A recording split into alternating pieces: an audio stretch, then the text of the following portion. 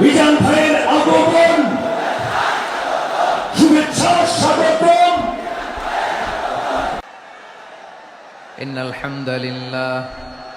إن الحمد لله نحمده ونستعينه ونستغفره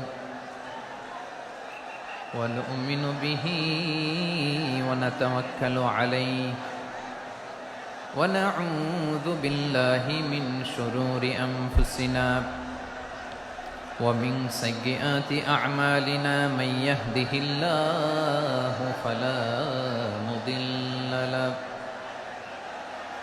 ومن يضلل فلا هادي له أي فلن تجد له وليا مرشدا ونشهد أن لا إله إلا الله وحده لا شريك له هو الذي لا ضد له ولا ند له لا مثل له ولا مثيل له لا وزير له ولا كفيل له لا شبه له ولا شبيه له لا ولد له ولا والد له وهو الواحد الفرد الصمد لم يلد ولم يولد ولم يكن له كفوا أحد ونشهد أن سيدنا ونبينا وحبيبنا وبشيرنا ونذيرنا وطبيبنا وطبيب أرواحنا وحبيبنا وحبيب ربنا محمدا عبد الله ورسوله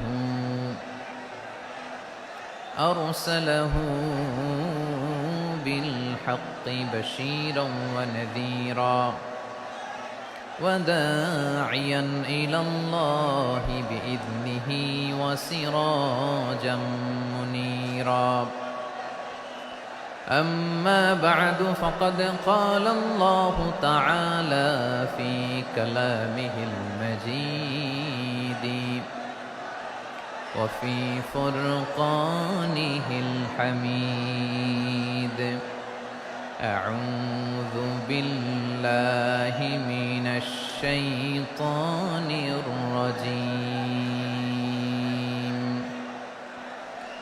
بسم الله الرحمن الرحيم ولقد كرمنا بني آدم وحملناهم في البر والبحر ورزقناهم من الطيبات وفضلناهم على كثير ممن خلقنا تفضيلا إن الله وملائكته يصلون على النبي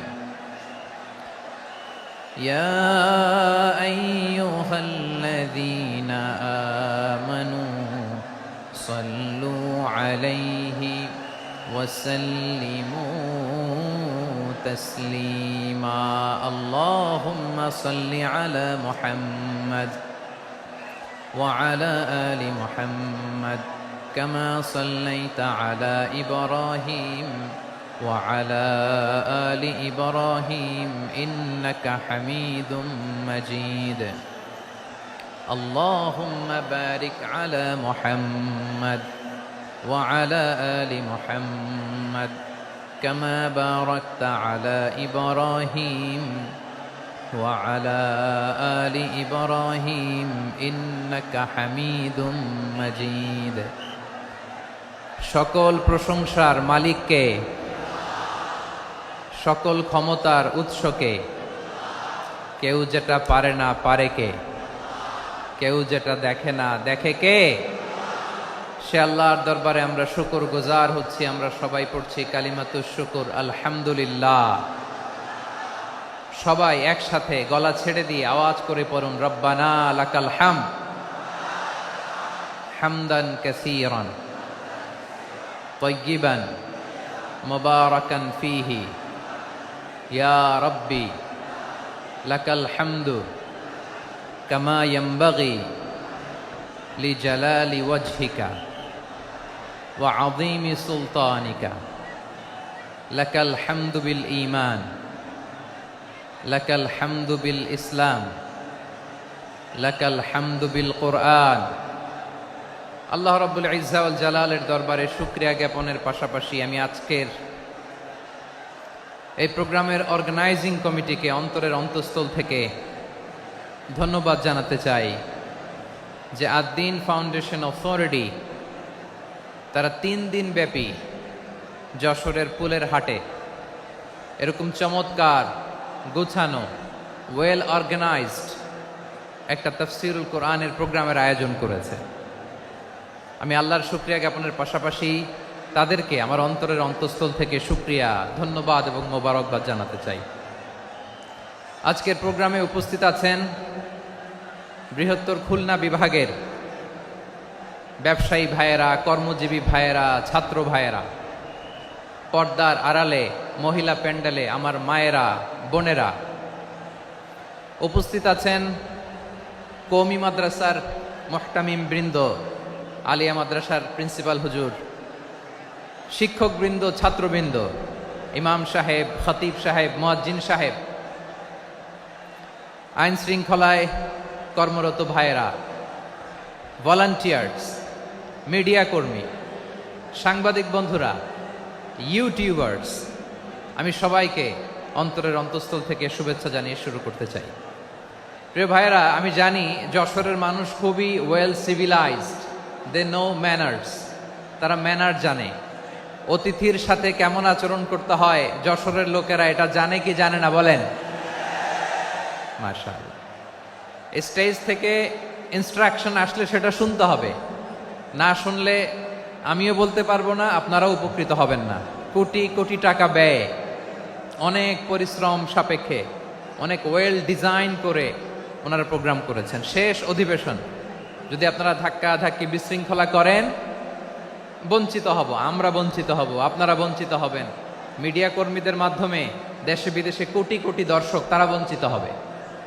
আর যদি একটা নীরব, নিস্তব্ধ, নিঝুম পরিবেশ আমাকে উপহার দেন, আমি জনগুরুত্বপূর্ণ, যেটা রাষ্ট্রের জন্য গুরুত্বপূর্ণ, যেটা সামাজিকভাবে আমাদের জন্য গুরুত্বপূর্ণ, আমার ব্যক্তি জীবনের জন্য গুরুত্বপূর্ণ, গোটা মানবতার জন্য গুরুত্বপূর্ণ, এরকম কিছু বার্তা আজকের এই ঐতিহাসিক যশোরের প্রোগ্রামে আমি রাখতে চাই ইনশাআল্লাহ।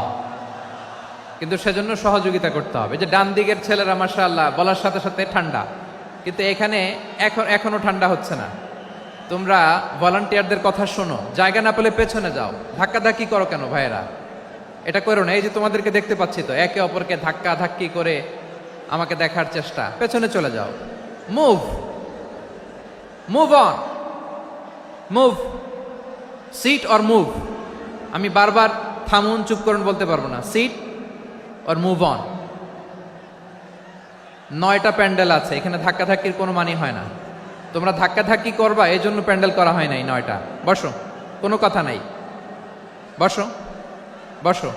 কানগুলো খরগোশের কানের মতো খাড়া করো, কোনো আওয়াজ নাই, আওয়াজ নাই, কোনো আওয়াজ নাই। এই যে প্রিয় ভাইয়েরা, আল্লাহর ওয়াস্তে চুপ করুন। যশোরের ভাইয়েরা, আল্লাহর ওয়াস্তে চুপ করুন। আমি 10 থেকে 0 গুনবো, এরপরে যদি আওয়াজ হয় চলে যাব, আমি চলে যাব, কিন্তু কোনো আওয়াজ নাই। আমি কিছু জিজ্ঞেস করলে উত্তর দেওয়ার সময় গলা ফাটায় আওয়াজ করতে হবে, ঠিক কিনা? বাস, এর বাইরে আর আওয়াজ নাই। 10 থেকে 0 গুনবো, হয় বসো, নয় অন্য প্যান্ডেলে যাও, কোনো আওয়াজ হবে না। 10, 9, 8, 7,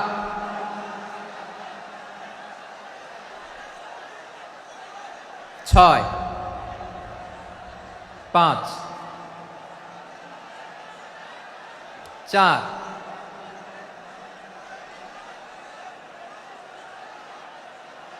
3, 2, 1,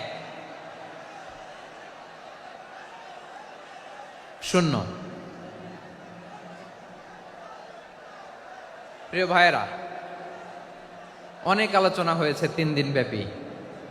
দেশ বরেণ্য প্রথিতযশা ওলামায়ে হযরতের মুখে আপনারা অসংখ্য কথা শুনেছেন। আমলের জন্য এগুলোই যথেষ্ট, নতুন করে আমার বলার কিছুর দরকার নাই। নতুন করে উপস্থাপনের মতো বলার মতো আমার কাছে কিছু নাইও। যা বলার 1500 বছর আগে আল্লাহ তাআলা উম্মাকে বলে দিয়েছেন, ঠিক কিনা? এমন কিতাব দান করেছে যে কিতাবে ভুল নাই, যতই পড়ি ততই শেখা যায়। বিয়ন্ডলেস, বাউন্ডলেস, বটমলেস, কুল কিনারা নাই, কুল কিনারা বিহীন সাগর। পড়েন সুবহানাল্লাহ। গত 3 দিন ধরে স্কলাররা যে সমস্ত বিষয় কোরআন সুন্নাহর আলোকে আলোচনা করেছে, আমরা যেন সেগুলোর উপর আমল করতে পারি। আল্লাহ তৌফিক দান করুক, আমরা পড়ি আমিন।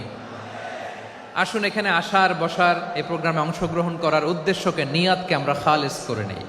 আজকে আমরা যা শুনবো শিখবো আমলের নিয়তে শুনবো, ঠিক কিনা বলেন? শেষ পর্যন্ত নীরবতা বজায় রাখবো। আমি উঠবো, আপনারা উঠবেন। এর আগে ওঠা যাবে না। স্কেডিউলে একটু চেঞ্জ এসেছে, এশার সালাত হয়নি। আমার আলোচনার পরপরই আজান হবে। এশার সালাতে আমরা জামাতে অংশগ্রহণ করে একসাথে বিদায় নেব ইনশাল্লাহ। বলেন। বিশৃঙ্খলা করলে আমার বুঝাতে, পয়েন্টগুলো শেয়ার করতে দেরি হবে। আর এই যে এরকম নীরব নিস্তব্ধ থাকলে সুবিধা হবে। আল্লাহর ওয়াস্তে বি স্মার্ট। জায়গা না হলে চলে যাবেন, আওয়াজ করবেন না। ভলান্টিয়াররাও আওয়াজ নয়, ইশারা ইঙ্গিতে। প্রিয় ভাইয়েরা, যে টপিকটি নিয়ে আমি আপনাদের সামনে আজকে কথা বলতে চাই, টপিকটি অনেক গুরুত্বপূর্ণ। টপিকটি হচ্ছে হিউম্যান রিসোর্স ডেভেলপমেন্ট, মানব সম্পদ উন্নয়ন। কারণ আল্লাহ তাআলা আমাদের যা দেখ আর না দেখ এটা দিছে। মানুষ আর মানুষ, 18 কোটি মানুষ, ঠিক কিনা? এই 18 কোটি জনসংখ্যার দেশে বসবাস করে আমরা খুশি না বেজার? খুশি হইতে হবে, বেজার হইেন না। জাপানের খবর জানেন? তাদের গ্রোথ রেট নিচের দিকে, উল্টো। জনসংখ্যা নাই, বাচ্চা নিলে, সন্তান নিলে গভর্নমেন্ট তাদের টাকা দেয়। আমাদেরকে আল্লাহ তাআলা দয়া করে, মায়া করে এই সম্পদটা দিয়েছেন। এই মানব সম্পদকে যেন আমরা কাজে লাগাই ইনশাআল্লাহ। পড়েন সবাই। হিউম্যান রিসোর্স ডেভেলপমেন্ট অনেক জনগুরুত্বপূর্ণ বিষয়, খুব সেন্সিটিভ বিষয়। বুঝতে হবে যশোরের স্মার্ট ছেলেরা, এই যে আমি যাদেরকে দেখতে পাচ্ছি, all are the Gen Z of Jessore. Gen Z, ওরা স্মার্ট, ওরা ইশারা ইঙ্গিতে কাজ করে। এই যে পুরো গদি উল্টায় দিছে, ঠিক কিনা? 24-এর ছাত্র নাগরিক অভ্যুত্থান আমাদের দেখিয়ে দিচ্ছে কিভাবে চোখের ইশারায় গদি উল্টে দিতে হয়। তো এই জেনজিদের নিয়ে বসেছে, ওরা তো স্মার্ট, ওরা ডিস্টার্ব করবে না। মেহরবানি করে আমার সাথে কানেক্ট করো, 1 to 1, brain to brain, eye to eye contact করো আমার সাথে। তাকাও, কষ্ট হলো আমার দিকে তাকাও, আওয়াজ করা যাবে না, আমার দিকে তাকাও। প্রিয় ভাইয়েরা, হিউম্যান রিসোর্স ডেভেলপমেন্টের ব্যাপারে কিছু কথা বলবো। এই যে আমাদের বিশাল জনসংখ্যা, এই জনসংখ্যাকে কি করে জনসম্পদে রূপান্তরিত করা যায় এ ব্যাপারে কথা বলবো। আমি সূরাতু বনী ইসরাইলের 70 নম্বর আয়াত তেলাওয়াত করেছি। এই আয়াতের আলোকে কিছু কথা আমি আপনাদের সামনে বলবো। আল্লাহ তাআলা ইরশাদ করছেন, ওয়ালাকাদ কাররামনা বনী আদম ওয়া হামালনাহুম ফিল বাররি ওয়াল বাহরি ওয়া রাযাকনাহুম মিনাত তাইয়্যিবাত ওয়া ফাদ্দালনাহুম আলা কাসীরিম মিম্মান খালাকনা তাফদীলা। পড়েন আল্লাহু আকবার। রব্বুল আলামিন বলেন, ওয়ালাকাদ কাররামনা বনী আদম, আমি বনী আদমকে সম্মানিত করেছি, বনী আদমকে মর্যাদা দিয়েছি। ওয়া হামালনাহুম ফিল বাররি ওয়াল বাহর, বনী আদমকে জলে স্থলে, স্থলে এবং সমুদ্রে চলাচলের বাহন দিয়েছি। ওয়া রাযাকনাহুম মিনাত তাইয়্যিবাত, তাদেরকে পবিত্র রিজিকের বন্দোবস্ত করেছি। ওয়া ফাদ্দালনাহুম আলা কাসীরিম মিম্মান খালাকনা তাফদীলা, আর আমি আল্লাহ যাদেরকে সৃষ্টি করেছি তাদের মধ্য থেকে বনি আদমকে আমি শ্রেষ্ঠ বানিয়েছি। আমরা শ্রেষ্ঠ, আমরা আশরাফুল মাখলুকাত। আমরা কি এই যে এমনি চিল্লাচিল্লি করে জিজ্ঞেস করলে বলে না, আমরা আশরাফুল মাখলুকাত। আমরা কি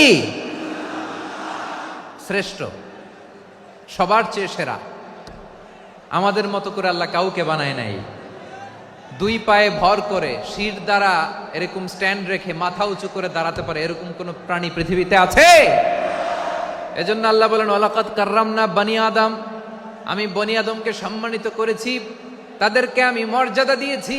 তাদেরকে আমি যত মর্যাদা দিয়েছি আমার কোন সৃষ্টিকে এত মর্যাদা দেই নাই। পড়েন সুবহানাল্লাহ। I have dignified the status of the sons of Adam. আদমের সব সন্তানের মর্যাদা আমি বাড়িয়েছি। আল্লাহ এখানে বলেননি ওয়ালাকাদ কাররামনাল মুমিনিন, আমি মুমিনের মর্যাদা বাড়িয়েছি, বলেছেন? আল্লাহ এখানে বলেন নাই ওয়ালাকাদ কাররামনাল মুসলিমিন, আমি মুসলিমের মর্যাদা বাড়িয়েছি। আল্লাহ বলেছেন ওয়ালাকাদ কাররামনা বানি আদম, আমি বনি আদমের সম্মান বাড়িয়েছি। হোক সে মুমিন কিংবা কাফের, মুসলিম কিংবা মুশরিক, আস্তিক কিংবা নাস্তিক, আরব কিংবা অনারব, যেই হোক না কেন আদম সন্তান সবগুলার মর্যাদা বাড়ায় দিয়েছে কে? সবার মর্যাদা আল্লাহ বাড়িয়েছে। মানুষ হিসেবে মর্যাদা। বিশ্বনবী সাল্লাল্লাহু আলাইহি ওয়াসাল্লাম ইহুদির লাশ দেখে দাঁড়িয়ে গেলেন। কার লাশ? আমার যশোরের ভাইয়েরা আওয়াজ করে বলুন, কার লাশ? ইহুদির লাশ দেখে দাঁড়ায় গেলেন। সাহাবারা বললেন ইয়া রাসূলুল্লাহ, আপনি দাঁড়ালেন যে, এটা তো ইহুদির লাশ। বিশ্বনবী বললেন আওয়ালাইসাত নাফসান, এটা কি মানুষ নয়? এটা হোক ইহুদি হোক খ্রিস্টান, এটা তো মানুষ। আমি মানুষ দেখে দাঁড়িয়েছি। আই স্যালিউট দ্য হিউম্যানিটি, আমি মানবতাকে সম্মান করেছি। পড়েন সুবহানাল্লাহ। তাহলে এই জমিনে মানুষের মর্যাদা বেশি, হোক আস্তিক হোক নাস্তিক, হোক মুমিন কিংবা কাফের। আদমের সন্তান হলে, মানুষ হলেই তার মর্যাদা বাড়িয়েছে কে? আমার কলিজার টুকরা যশোরের ভাইয়েরা, মানুষের মর্যাদা আল্লাহ এত বাড়িয়েছেন, মানুষ জীবিত থাকলেও যেমনি মর্যাদাবান, মরে গেলেও মর্যাদাবান। সুবহানাল্লাহ পড়েন। মানুষ মরে গেলে এই ডেড বডিটা কি হয়? পচে যায়, গলে যায়, মাটির সাথে মিশে যায়। তাই বলে আপনি ডেড বডির সাথে যাচ্ছে তাই করতে পারবেন না। পারবেন? কেউ যদি অন্যায় করে তাকে যদি আপনি শাস্তির আওতায় আনেন, যা মনে চায় করতে পারবেন না। তারা আগুন দিয়ে পোড়াতে পারবেন না, নাক কাটতে পারবেন না, কান কাটতে পারবেন না, অঙ্গ বিকৃতি করতে পারবেন না। কারণ মানব জাতির মর্যাদা স্বয়ং দিয়েছে কে? ডেড বডি পচে যাবে, গলে যাবে। তারপরে ইসলাম বলে না, খবরদার, এই মরা লাশটারও একটা মর্যাদা আছে না নাই? ইসলাম বলে এই লাশটা গলে যাবে, পচে যাবে, কিন্তু এটার অমর্যাদা করো না। কর্পূর দিয়ে, খেজুর পাতা দিয়ে এটাকে ওয়ার্ম ওয়াটার দিয়ে, গরম পানি দিয়ে ধৌত করো। সাদা শুভ্র ধবধবে কাপড় দিয়ে লাশটাকে তুমি কাভার করো। তারপরে খাটিয়ার মধ্যে লাশটাকে রেখে বিশাল একটা প্রোগ্রাম করো, একটা ফিউনারাল প্রোগ্রাম করো। ওই প্রোগ্রামের ডানে বায়ে পেছনে লাশটারে রাখলে হবে না, প্রোগ্রামের একেবারে সামনটাতে তুমি লাশটাকে রাখো। সুবহানাল্লাহ। একটা ফিউনারাল প্রোগ্রাম করতে হবে, তাকে শেষ বিদায় জানাতে হবে, যেটাকে আমরা জানাজা বলি। কি বলি? জানাজা মানে মাইয়েতের জন্য দোয়া, তার জন্য দোয়া করা হয়। তাকে একটা সিস্টেমেটিক অর্ডারে কবরে রাখা হয়, সুন্দরভাবে সেটাকে কবরস্থ করা হয়, মাটি দেয়া হয়, পানি দেয়া হয়। তার মানে মরে গেলেও মানুষের সম্মান বাড়ায় দিয়েছে কে? এজন্য আল্লাহ বললেন ওয়ালাকাদ কাররামনা বানি আদম, বনি আদমের সম্মান মর্যাদা আমি আল্লাহ বাড়িয়ে দিয়েছি। মানুষের সম্মানে তুমি কখনো আঘাত করো না, ঠিক কিনা? তাহলে ভাই, প্রথম মেসেজ হচ্ছে, the first and foremost message tonight to the people of Jessore. Allah বলেন I have dignified the status of son of Adam, আমি বনি আদম সবার মর্যাদা বাড়িয়ে দিয়েছি। হোক আস্তিক নাস্তিক, হোক কাফের কিংবা মুশরিক, তার মর্যাদা বাড়াই দিছে কে? যখন বন্যা হয় আমরা ত্রাণ নিয়ে যাই, আমরা শুধু মুসলমানদেরকে ত্রাণ দেই নাকি? হ্যাঁ, আমরা মুসলমানকেও দেই, অমুসলমানকেও দেই, হিন্দুকেও দেই, বৌদ্ধকেও দেই। যেখানেই মানবতা বিপন্ন সেখানে ইসলামের হেল্পিং হ্যান্ড আছে না নাই? সুবহানাল্লাহ। কি দিন আমরা পেয়েছি, কি বিধান আমরা পেয়েছি। ওয়ালাকাদ কাররামনা বানি আদম, আমি বনি আদমকে সম্মানিত করেছি। এরপর আল্লাহ বললেন ওয়া হামালনাহুম ফিল বাররি ওয়াল বাহর, মানুষকে স্থলে এবং সমুদ্রে চলাচলের বাহন আমি দিয়েছি। স্থলে কিভাবে চলবে, জলে কিভাবে চলবে, এই বাহনের ব্যবস্থা করেছে কে?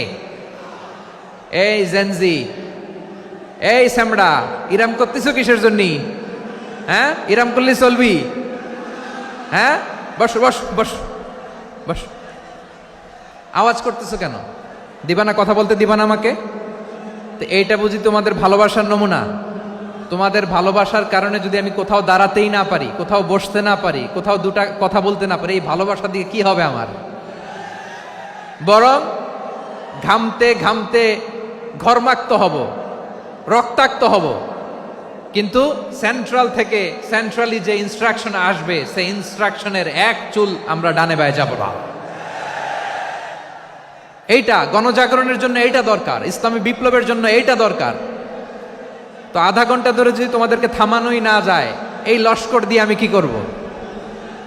আল্লাহর ওয়াস্তে নো নো নো স্লোগান, চুপচাপ একেবারে আমার দিকে তাকাও।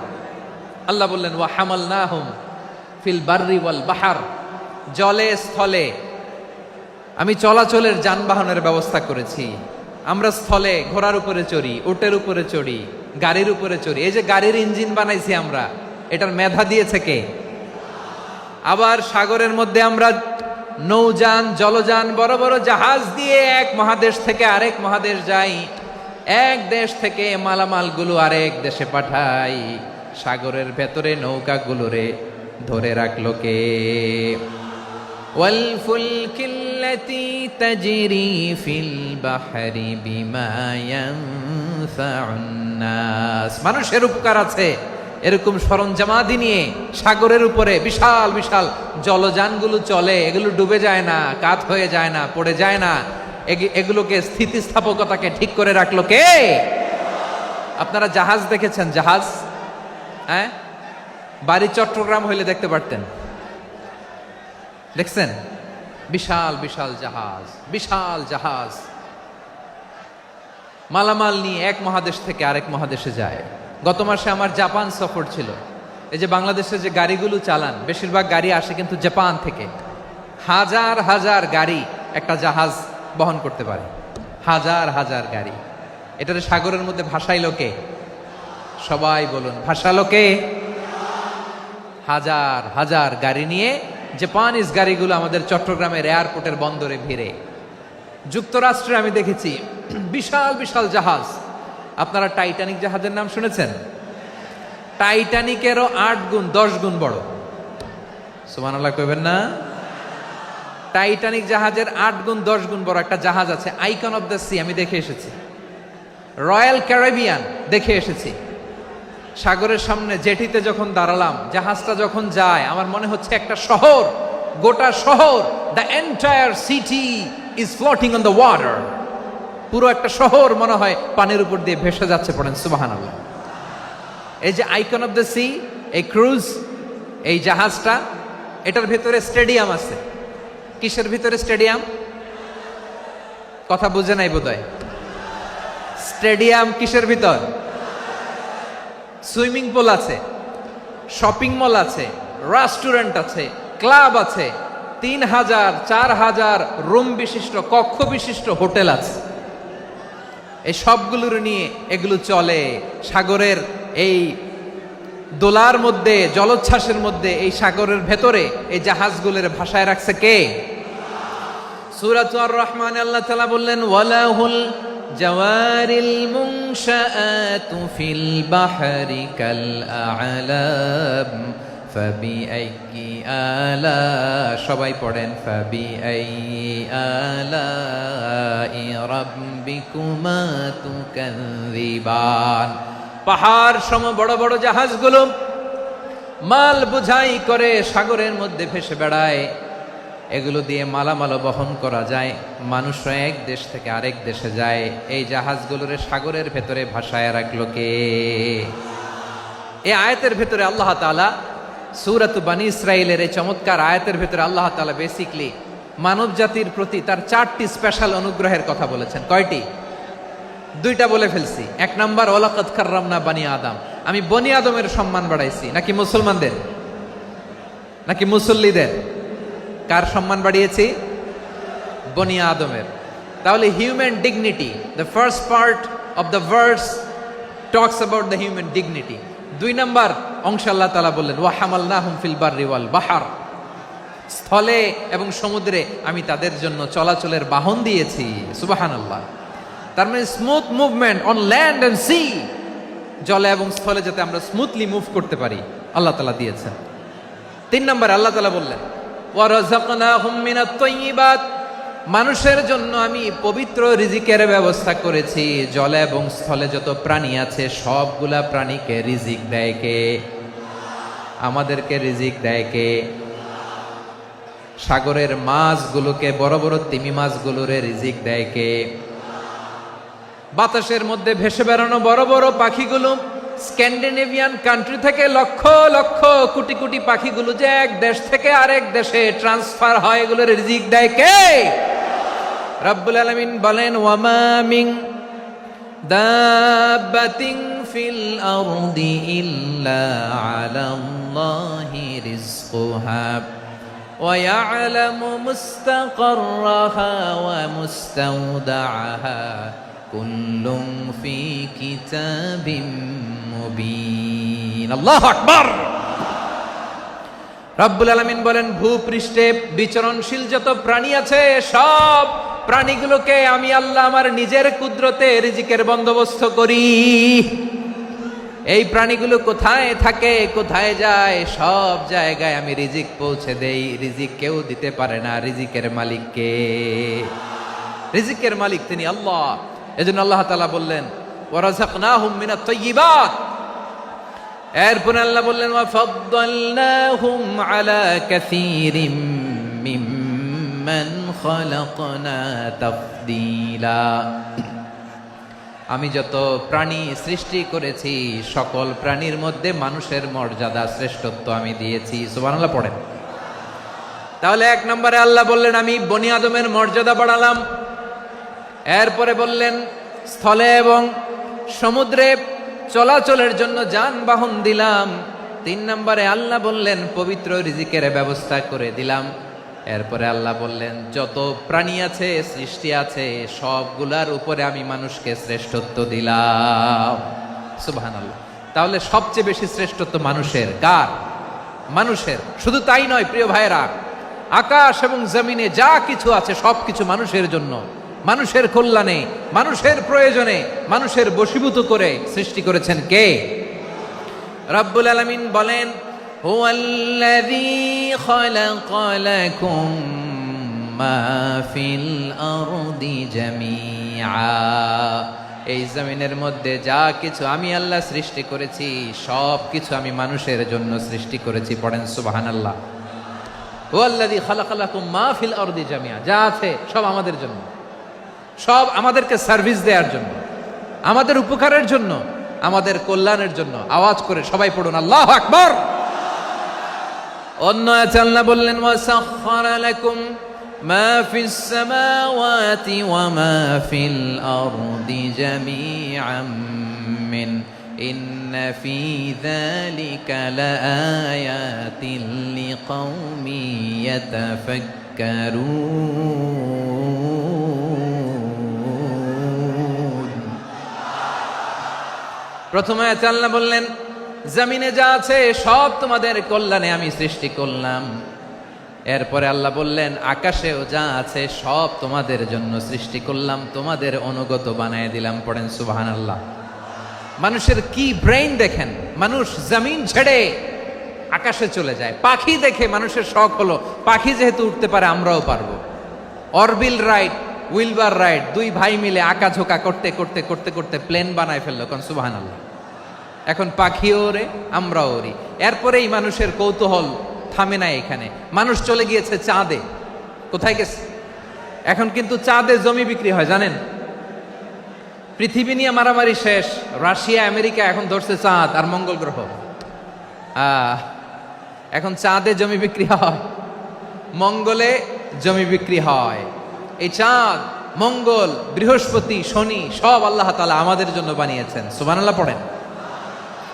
মানুষ সাগরের উপরে চড়ে, শূন্যে ভেসে বেড়ায়, পাহাড় কেটে সুড়ঙ্গ বানায়, টানেল বানায়। মানুষ ব্রডব্যান্ডের লাইন নিয়ে যায় সাগরের ভেতর দিয়ে এক দেশ থেকে আরেক দেশে, এক মহাদেশ থেকে আরেক মহাদেশে। সুবহানাল্লাহ পড়েন। তার মানে গোটা বিশ্বের সব কিছুর উপরে control, superiority over all creatures, সব কিছুর উপর কন্ট্রোল, মনিটরিং, নিয়ন্ত্রণ, এটা প্রতিষ্ঠা করে দিয়েছে কে? এজন্যই মানুষের শ্রেষ্ঠত্ব। ওয়ালাকাদ কাররামনা বানি আদম, আমি বনি আদমের সম্মান বাড়িয়েছি, মর্যাদা আমি বাড়িয়ে দিয়েছি এই কারণে, কারণ মানুষ সব কিছুর উপর নিয়ন্ত্রণ নিতে পারে। মানুষকে নিয়ে এই কোরআনের সব আলোচনা, মানুষকে নিয়ে এই কোরআনের সব।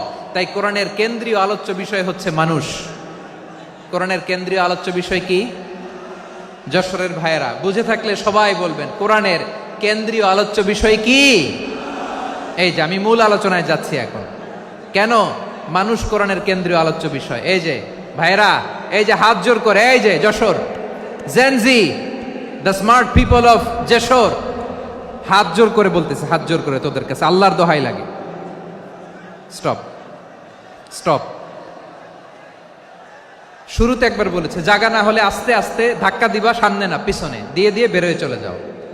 এলইডিতে দেখো, এই যে আল্লাহর ওয়াস্তে জায়গা না হলে ওদিকে যাও। কোরআনের মাহফিলে বিশৃঙ্খলা, এটা কাফিরদের আলামত। কাফিররা শীষ দিত, শীষ। বিশ্বনবী কোরআনের তাফসির করলে কাফিররা শীষ দিত আর ক্ল্যাপিং করত, হুইসেল অ্যান্ড ক্ল্যাপিং। তো আমরা কি এখানে বিশৃঙ্খলা করতে আসছি? তো বারবার থামানো লাগে কেন? কোনো আওয়াজ হবে না, বললাম তো স্টপ। আওয়াজ করে বলুন কোরআনের কেন্দ্রীয় আলোচ্য বিষয় কি? সবাই বলেননি। এতগুলো মানুষ উত্তর দিলে এতটুকু আওয়াজ হয়, অন্তত আমি বিশ্বাস করি না। যশোর আওয়াজ করে বলো কোরআনের কেন্দ্রীয় আলোচ্য বিষয় কি? মানুষ। এই মানুষ কোরআনের কেন্দ্রীয় আলোচ্য বিষয়। মানুষকে আল্লাহ স্বাধীনতা দিয়েছেন। ফামান শাআ ফালইউমিন ওয়া মান শাআ ফালইয়াকফুর। চাইলে মুমিন হতে পারো, চাইলে কাফের হতে পারো, তোমার ইচ্ছা। তবে জেনে রাখো, মুমিন হলে পাবা জান্নাত, কাফির হলে পাবা জাহান্নাম। নাও দ্য ডিসিশন ইজ ইয়ার্স। সিদ্ধান্ত তোমার, জান্নাতে যাবা না জাহান্নামে যাবা। যশোরের ভাইয়ের আওয়াজ করে বলুন কই যেতে চান, জান্নাতে না জাহান্নামে? ডান দিকে না বাম দিকে? ডানপন্থী না বামপন্থী? চিল্লা চিল্লি না চুপচাপ? চুপচাপ কয়ে আবার চিল্লাচিল্লি শুরু করেছে। মাশাআল্লাহ, গুরুত্বপূর্ণ কথা বাকি আছে, আমাকে সহযোগিতা করতে হবে। মাশাআল্লাহ, এই তো ঠান্ডা হয়েছে। হ্যাঁ ঠিক আছে ঠিক আছে ঠিক আছে। মানুষকে আল্লাহ এত স্বাধীনতা দিয়েছেন, মানুষ চাইলে অনেক ভালো হইতে পারে। ভালোর রাস্তাও খোলা, খারাপ হওয়ার রাস্তাও খোলা।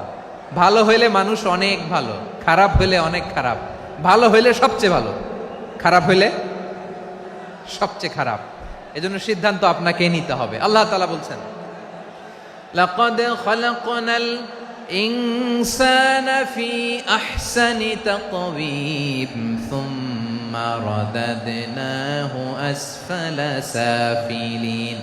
আমি মানুষকে অনেক সুন্দর অবয়বে, সুন্দর আকৃতিতে সৃষ্টি করেছি। তার শুধু চেহারার ডিজাইনটাই সুন্দর নয়, তার ব্রেনটা বড্ড সুন্দর, তার মানসিকতা বড্ড সুন্দর, তার সৃজনশীলতা বড্ড সুন্দর। পড়েন সুবহানাল্লাহ। আমাদের চেহারা, অবয়ব, ডিজাইন যে সুন্দর তা না, আমাদের ব্রেনটা অনেক সফিস্টিকেটেড ব্রেন, অনেক সফিস্টিকেটেড। এই 1.5 কেজি ব্রেন ইউজ করে মানুষ গোটা বিশ্বে সভ্যতা বিনির্মাণ করেছে, ঠিক কিনা? এই ব্রেন আল্লাহ তাআলা আমাকে দিয়েছে। এটারে কাজে লাগালে, আপনার 6 সেন্স কাজে লাগালে আপনি অনন্য মানুষ হয়ে উঠবেন, মহামানবে রূপান্তরিত হবেন। মানুষ হতে পারে, চাইলেই মহামানব হতে পারে। আবার যদি মানুষ চায় খারাপও হতে পারে। আল্লাহ বললেন শুধু ভালোই না, ভালো হতে চাইলে অনেক ভালো তুমি হতে পারো, আবার খারাপ হতে চাইলে অনেক খারাপ তুমি হতে পারো। সুম্মা রাদাদনাহু আসফালা সাফিলিন। খারাপ হলে একেবারে খারাপ হতে পারো, নিকৃষ্ট হলে একেবারে নিকৃষ্ট হতে পারো, ভালো হলেও ভালো হতে পারো। কোন সুবহানাল্লাহ। এবার আওয়াজ করে বলুন ভালো হতে চাই না খারাপ, শ্রেষ্ঠ না নিকৃষ্ট? মানুষ ভালো হলে মানুষ ফেরেশতার চেয়েও ভালো, মানুষ খারাপ হলে সে পশুর চেয়েও খারাপ। কথা ঠিক কিনা বলেন? ভালো হলে ফেরেশতার চেয়েও ভালো, খারাপ হলে পশুর চেয়েও নিকৃষ্ট। তার মানে শ্রেষ্ঠত্বে মানুষ, শ্রেষ্ঠত্বে ফেরেশতাকে হার মানায়, আর অধপতনে শ্রেষ্ঠত্বে ফেরেশতাকে ছাড়িয়ে যায়, আর অধপতনে পশুকেও হার মানায়। আই রিপিট, আমি আবারও বলছি, মানুষ শ্রেষ্ঠত্বে ফেরেশতাকে ছাড়িয়ে যায়, আর অধপতনে সে পশুকেও হার মানায়। আওয়াজ করে বলতে হবে ঠিক কি না? এটার প্রমাণ কি? মানুষ শ্রেষ্ঠ হইলে যে ফেরেশতার চেয়েও সেরা, তার প্রমাণ কি? আল্লাহ তাআলা বলছেন, ওয়া ইয কুলনা লিল মালাইকাতি ইসজুদু লি আদম ফাসাজাদু ইল্লা ইবলিস আবা ওয়াস্তাকবারা ওয়া কানা মিনাল কাফিরিন। আল্লাহ বলেন, স্মরণ করো সে সময়ের কথা যখন আমি ফেরেশতাদেরকে বললাম, ও ফেরেশতারা আদমকে সেজদা দাও। সব ফেরেশতারা সম্মান সূচক সেজদা আদমকে দিল, তারা আদমের জন্য সেজদায় লুটিয়ে পড়লো, একজন ছাড়া, তার নাম ইবলিস। আওয়াজ করে বলেন তার নাম কি? সে অহংকার প্রদর্শন করলো, সে কাফের হয়ে গেল, বাকি সব ফেরেশতারা সেজদা দিল। সুবহানাল্লাহ। আবার আদম আলাইহিস সালামকে আল্লাহ জিজ্ঞেস করলেন, সব বলে দিল উত্তর, কিন্তু ফেরেশতাদেরকে একই প্রশ্ন জিজ্ঞেস করলেন, তারা উত্তর করতে পারে নাই। তার মানে এর মধ্য দিয়ে প্রমাণিত হয়, মানুষ ভালো হলে ফেরেশতার চেয়েও ভালো, ফেরেশতার চেয়েও মানুষের মর্যাদা বাড়িয়ে দিয়েছে কে? সব নূরের ফেরেশতা যখন মাটির আদমকে সেজদা দেয়, এটা প্রমাণ করে ফেরেশতার চেয়েও মানুষের মর্যাদা বাড়িয়ে দিয়েছে কে? তুমি মাটির আদমকে প্রথম সৃষ্টি করিয়া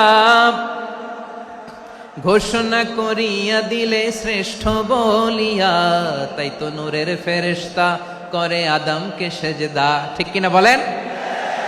তাই তো নূরের ফেরেশতা করে আদমকে সেজদা, সবার চেয়ে সম্মান দিলে মাটির আদমকে। আল্লাহু আল্লাহু তুমি জাল্লে জালালুহু, শেষ করা তো যায় না গে তোমার গুণগান। পড়েন না? পড়েন। আল্লাহু আল্লাহু তুমি জাল্লে জালালুহু, শেষ করা তো যায় না গে তোমার গুণগান। আল্লাহু আল্লাহু, আল্লাহু আকবার। আদমের মর্যাদা বেশি, মানুষের মর্যাদা বেশি, মানুষ শ্রেষ্ঠ, তার প্রমাণ নূরের ফেরেশতা মাটির আদমকে সেজদা করে। আওয়াজ করে বলেন ঠিক কি না? তাহলে মানুষ ভালো হলে ফেরেশতার চেয়ে ভালো, আবার মানুষ যদি খারাপ হয় সে পশুর চেয়েও খারাপ, অধপতনে পশুত্বকে হার মানায়। তার প্রমাণ, তার প্রমাণ কি? তার প্রমাণ হচ্ছে যশোরের ভাইরা দেখবেন পত্রিকায় নিউজ পেপারে মাঝে মাঝে এরকম দেখা যায়, এক মানুষ আরেক মানুষকে হত্যা করে 20 টুকরা করে বস্তার ভিতরে ভরেছে। আপনারা এই নিউজ পড়েন নাই না? দেখেন নাই? দেখছেন? মানুষ মানুষকে হত্যা করে কয় টুকরা? জোরে বলেন। এখানেই ক্ষান্ত হয় না, আবার কোথায় ভরছে? বস্তার ভেতরে। আচ্ছা, বুঝে থাকলে আওয়াজ করে বলেন, কোনদিন শুনছেন একটা হাতি আর একটা হাতিকে হত্যা করে 20 টুকরা করছে, এরপরে বস্তার ভিতরে ভরছে? হইছে? তাহলে দেখেন, মানুষ যদি খারাপ হয় সে পশুকেও হার মানায়। চিল্লায় বলো ঠিক কি না? এমনও দুশ্চরিত্র মানুষ আছে যার যার নজর থেকে 6 মাসের ছোট্ট মেয়ে থেকে শুরু করে 80 বছরের বৃদ্ধারাও নিরাপদ নয়। পশুকেও হার মানে। মানুষের ঘর জ্বালিয়ে পুড়ে মেসাকার করে দেয়, জনপদের পর জনপদ জ্বালায় দেয়, এরকম আছে না নাই? বোমা মেরে শহরগুলো উড়িয়ে দেয়। এই যে ইসরায়েল গাজার মধ্যে যে অ্যাটাক করেছে, এরা মসজিদ মানে নাই, মসজিদে বম ফেলেছে। এরা খ্রিস্টানদের চার্চ গির্জা মানে নাই, গির্জায় বম ফেলেছে। পৃথিবীর ইতিহাসে never happened in the history of the world that someone bombed on a hospital, on an ICU center. এমন হাসপাতাল যেখানে আইসিইউর রোগীরা আছে, ওই হাসপাতালের উপরও ইসরায়েলি সৈনিকেরা বোমা মেরেছে। জোরে বলেন ঠিক কিনা? এরা মানুষ? আওয়াজ করে বলেন, এরা মানুষ না। প্রিয় ভাইয়েরা, চোখ কান নাক মুখ থাকলেই মানুষ না। যা সামনে দেখেন এগুলো সব মানুষ না, এগুলো জনসংখ্যা। এগুলো কি? সবাই বলুন, এগুলো কি? বাড়ছে জনসংখ্যা, কমছে মানুষ। বাড়ছে জনসংখ্যা, কমছে। এই দুনিয়া এখন তো আর সেই দুনিয়া নাই, মানুষ নামের মানুষ আছে দুনিয়া বোঝাই, সেই মানুষের ভিড়ে আমার আসল মানুষ নাই। ঠিক কিনা? আসল মানুষের বড্ড অভাব, আসল মানুষের বড্ড অভাব। আমার ভাইয়েরা, মানুষ খারাপ হলে পশুকেও হার মানায়। আচ্ছা, আওয়াজ করে বলেন, এই যশোরের ছেলেরা এদিক তাকাও, আওয়াজ করে বলো, যে ইসরায়েলি সোলজাররা উপর থেকে বোমা মারল, তারাও মানুষ? তারাও কি? ওরাও রক্তে মাংসে মানুষ, ওদেরও পরিবার আছে। বোমা মেরে যেই মেয়েটাকে তারা অনাথ বানায়, ইয়াতিম বানায়, ও কিন্তু বাসায় ওর মেয়েটাকে রেখে আসছে। ঠিক কিনা বলেন? বম্বিং করে যে বাবাকে মেরে, স্বামীকে মেরে স্ত্রীকে বিধবা বানায়, তারও ঘরে স্ত্রী আছে।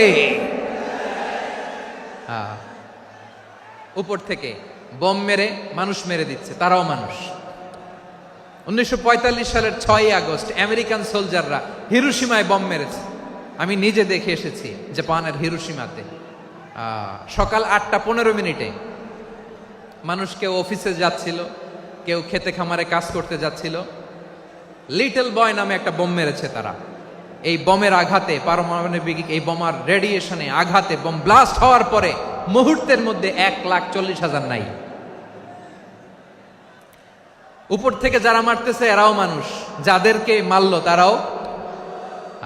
তার মানে মানুষে মানুষে পার্থক্য আছে না? নেই? মানুষে মানুষে পার্থক্য আছে। নাক কান চোখ মুখ থাকলেই মানুষ নয়। বাড়ছে জনসংখ্যা, কমছে মানুষ। চিল্লায় বলো ঠিক কিনা? তাহলে আমরা বুঝলাম মানুষ ভালো হলে অনেক ভালো, খারাপ হলে অনেক খারাপ। ও আমার কলিজার টুকরা যশোরের ভাইয়েরা, আসুন না 3 দিন ব্যাপী এই তাফসিরুল কোরআনের ঐতিহাসিক প্রোগ্রাম থেকে আমরা সিদ্ধান্ত নেই, আমরা ভালো মানুষ হব নাকি খারাপ মানুষ হব। কলিজা থেকে, প্রাণ থেকে আওয়াজ করে সবাই বলুন, ভালো মানুষ নাকি খারাপ মানুষ? ভালো মানুষ হইতে হবে। ভালো মানুষ যারা জগৎটাকে এনলাইটেন করবে, যারা এনলাইটেন করবে, যারা সত্যের বীর সেনানী হয়ে দাঁড়াবে, যারা সত্যের পক্ষে কথা বলবে, যারা জালিমের মসনদকে ভেঙে খান খান করে দেবে, এরকম হওয়ার দরকার আছে না নাই? এরকম ভালো মানুষ আমরা হতে চাই কি চাই না? মানুষকে যত্ন নিলে মানুষ যে কত ভালো হয় আপনি কল্পনাও করতে পারবেন না। এই যে আপনাদের যশোরে যে ভালো ছেলেগুলো আছে, যে ভালো তরুণগুলো আছে, যে যুবকগুলো আছে, যে ভালো আলেমরা আছে, ভালো নেতারা আছে, সবাই যদি তাদের মতো হতো, পুরো যশোরটা একটা জান্নাতের টুকরা হয়ে যেত। আওয়াজ করে বলেন ঠিক কিনা? মানুষকে নার্চারিং করলে, মানুষকে পলিশ করলে, মানুষকে গ্রুমিং করলে, মানুষকে সঠিক তারবিয়া দিলে মানুষ অনন্য হয়ে ওঠে। প্রতিটি মানুষ অনন্য। আমি অনন্য, আপনি অনন্য, আমরা সবাই অনন্য। সুবহানাল্লাহ বলেন। মানুষকে আল্লাহ তাআলা দিয়েছেন অসীম ক্ষমতা, অসীম ক্ষমতা। সুবহানাল্লাহ। একটা মানুষ পারে না এমন কিছু নাই, একটা মানুষ পারে না এমন কিছু নাই। বিশ্বাস করতে হবে, মানুষ যা কল্পনা করতে পারে ওইটা মানুষ করে দেখাতে পারে। যশোরের ভাইয়ের, আই রিপিট, আমি আবারও বলছি, এই চিল্লাচিল্লি করলে আমার এই গুরুত্বপূর্ণ কথা তোমরা মিস করবা, মিস করবা। কপাল পড়া হয়েও না, আওয়াজ করে কপাল পড়া হবে না। আমার দিকে তাকাও। মানুষ, মানুষ যা কল্পনা করতে পারে সেটা মানুষ করে দেখাতে পারে। তুমি তোমার কল্পনার রাজ্যকে সাজাও, তোমাকে হারাতে পারে এমন কোন শক্তি আল্লাহর জমিনে নাই। তোমার কি শক্তি, কি সম্ভাবনা তুমি জানোই না মিয়া। তুমি এদিকে তাকাও কেন? তোমার রাস্তা তো ওই দূরে। তুমি কোথায় যাবে, আল্লাহ তোমার টেনে কোথায় নিয়ে যাবে তুমি কিছুই জানো না। Plan big, dream big.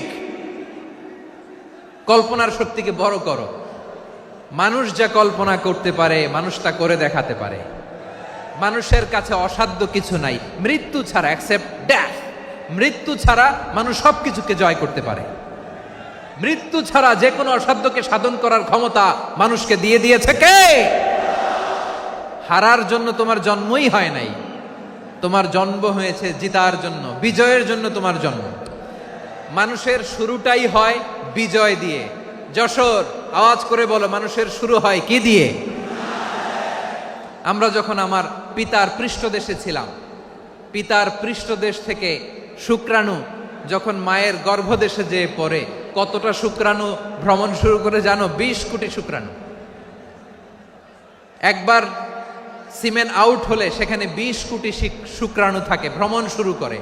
ওই 20 কোটি শুক্রাণুর মধ্যে থেকে তুমি আমি আজকে এক বিকশিত শুক্রাণু মানব রূপে পৃথিবীতে এসেছি। সুবহানাল্লাহ। ওই 20 কোটি শুক্রাণুর প্রতিযোগিতায় সবাইরে পেছনে ফেলে সেদিন আমি সফল হয়েছিলাম, সেদিন আমি বিজয়ী হয়েছিলাম। সেদিন আমি এত ছোট ছিলাম, মাইক্রোস্কোপ দিয়েও আমার অস্তিত্ব টের পাওয়া যায় না। আমি এত তুচ্ছ ছিলাম, নগণ্য ছিলাম, আমার কান ছিল না, আমার চোখ ছিল না, আমার হাত ছিল না, আমার জন্য রিকমেন্ডেশন করার মতো মামু ছিল না, খালা ছিল না, কেউ ছিল না। তারপরেও ওই প্রতিযোগিতায়, ওই কম্পিটিশনে যখন আমারে কেউ হারাতে পারে নাই, আল্লাহর জমিনেও আমারে কেউ হারাতে পারে না। হারার জন্য তোমার জন্মই হয় নাই, তুমি আসছোই জিতার জন্য। সুবহানাল্লাহ। বিশ্বনবী বলেন, আন্নাসু মাআদিন কামাআদিনি যাহাবি ওয়াল ফিদ্দা খিয়ারুহুম ফিল জাহিলিয়াতি খিয়ারুহুম ফিল ইসলাম। Peoples are like mines of gold and silver. সোনার খনি, রূপার খনি, এর চেয়েও বড় খনি হচ্ছে এই মানব সম্পদের খনি। আওয়াজ করে বলেন আল্লাহু আকবার। আল্লাহ তাআলা এই সম্পদ আমাদেরকে দিয়েছে। বিশ্বনবী বলেন, মানুষ হচ্ছে খনির মতো। খিয়ারুহুম ফিল জাহিলিয়াতি খিয়ারুহুম ফিল ইসলাম। জাহিলি যুগে যারা সেরা, ইসলামেও তারা সেরা। ইদা ফাকুহু, যদি তারা বুঝবান হয় তাহলে তাদেরকে সেরা বানায় দিবে কে? তাহলে মানুষের চেয়ে সেরা কেউ হতে পারে? মানুষের চেয়ে অনন্য কেউ হতে পারে? মানুষকে কেউ হারাতে পারে? আওয়াজ করে বলো, তোমাকে কেউ হারাতে পারবে? এই সাহস জাগছে আজকের আলোচনা থেকে। আমি তুমি অনন্য, আমাকে তোমাকে হারায় দেওয়া এত সহজ না, ঠিক কিনা? একটা কথা জীবনের সাথে সেট করে নিতে হবে, আমি জিতি নয় শিখি, আমি কখনো হারি না। জীবনের সাথে সেট করে নাও, জেনজি অফ যশোর, আমি কখনো হারি না, আমি হয় জিতি নয় শিখি। চিল্লায় বলো ঠিক কিনা? আমি কখনো হারি না, আমার হারানো এত সোজা না। কি সাহস জাগছে? বুকে সাহস জাগছে? তাকবীর পড়ো, লিল্লাহে তাকবীর। তাহলে বিশ্বনবী বললেন, নাসু মাআদিন, মানুষ হচ্ছে খনি। এই ধাক্কা ধাক্কি, আমি জানি এগুলো ভালোবাসার ধাক্কা ধাক্কি, এজন্য আমি সহ্য করে নেই। এগুলো যে ভালোবাসার ধাক্কা ধাক্কি, এটা আমরা বুঝি। পৃথিবীর কোনো আইন, সিকিউরিটি প্রটোকল দিয়ে এটারে মানানো যাবে না, কারণ এটা তো ভালোবাসা, লাভ। লাভ কোনো আইন কানুন দিয়ে বাধা যায় না, মানানো যায় না, ঠিক কিনা বলো?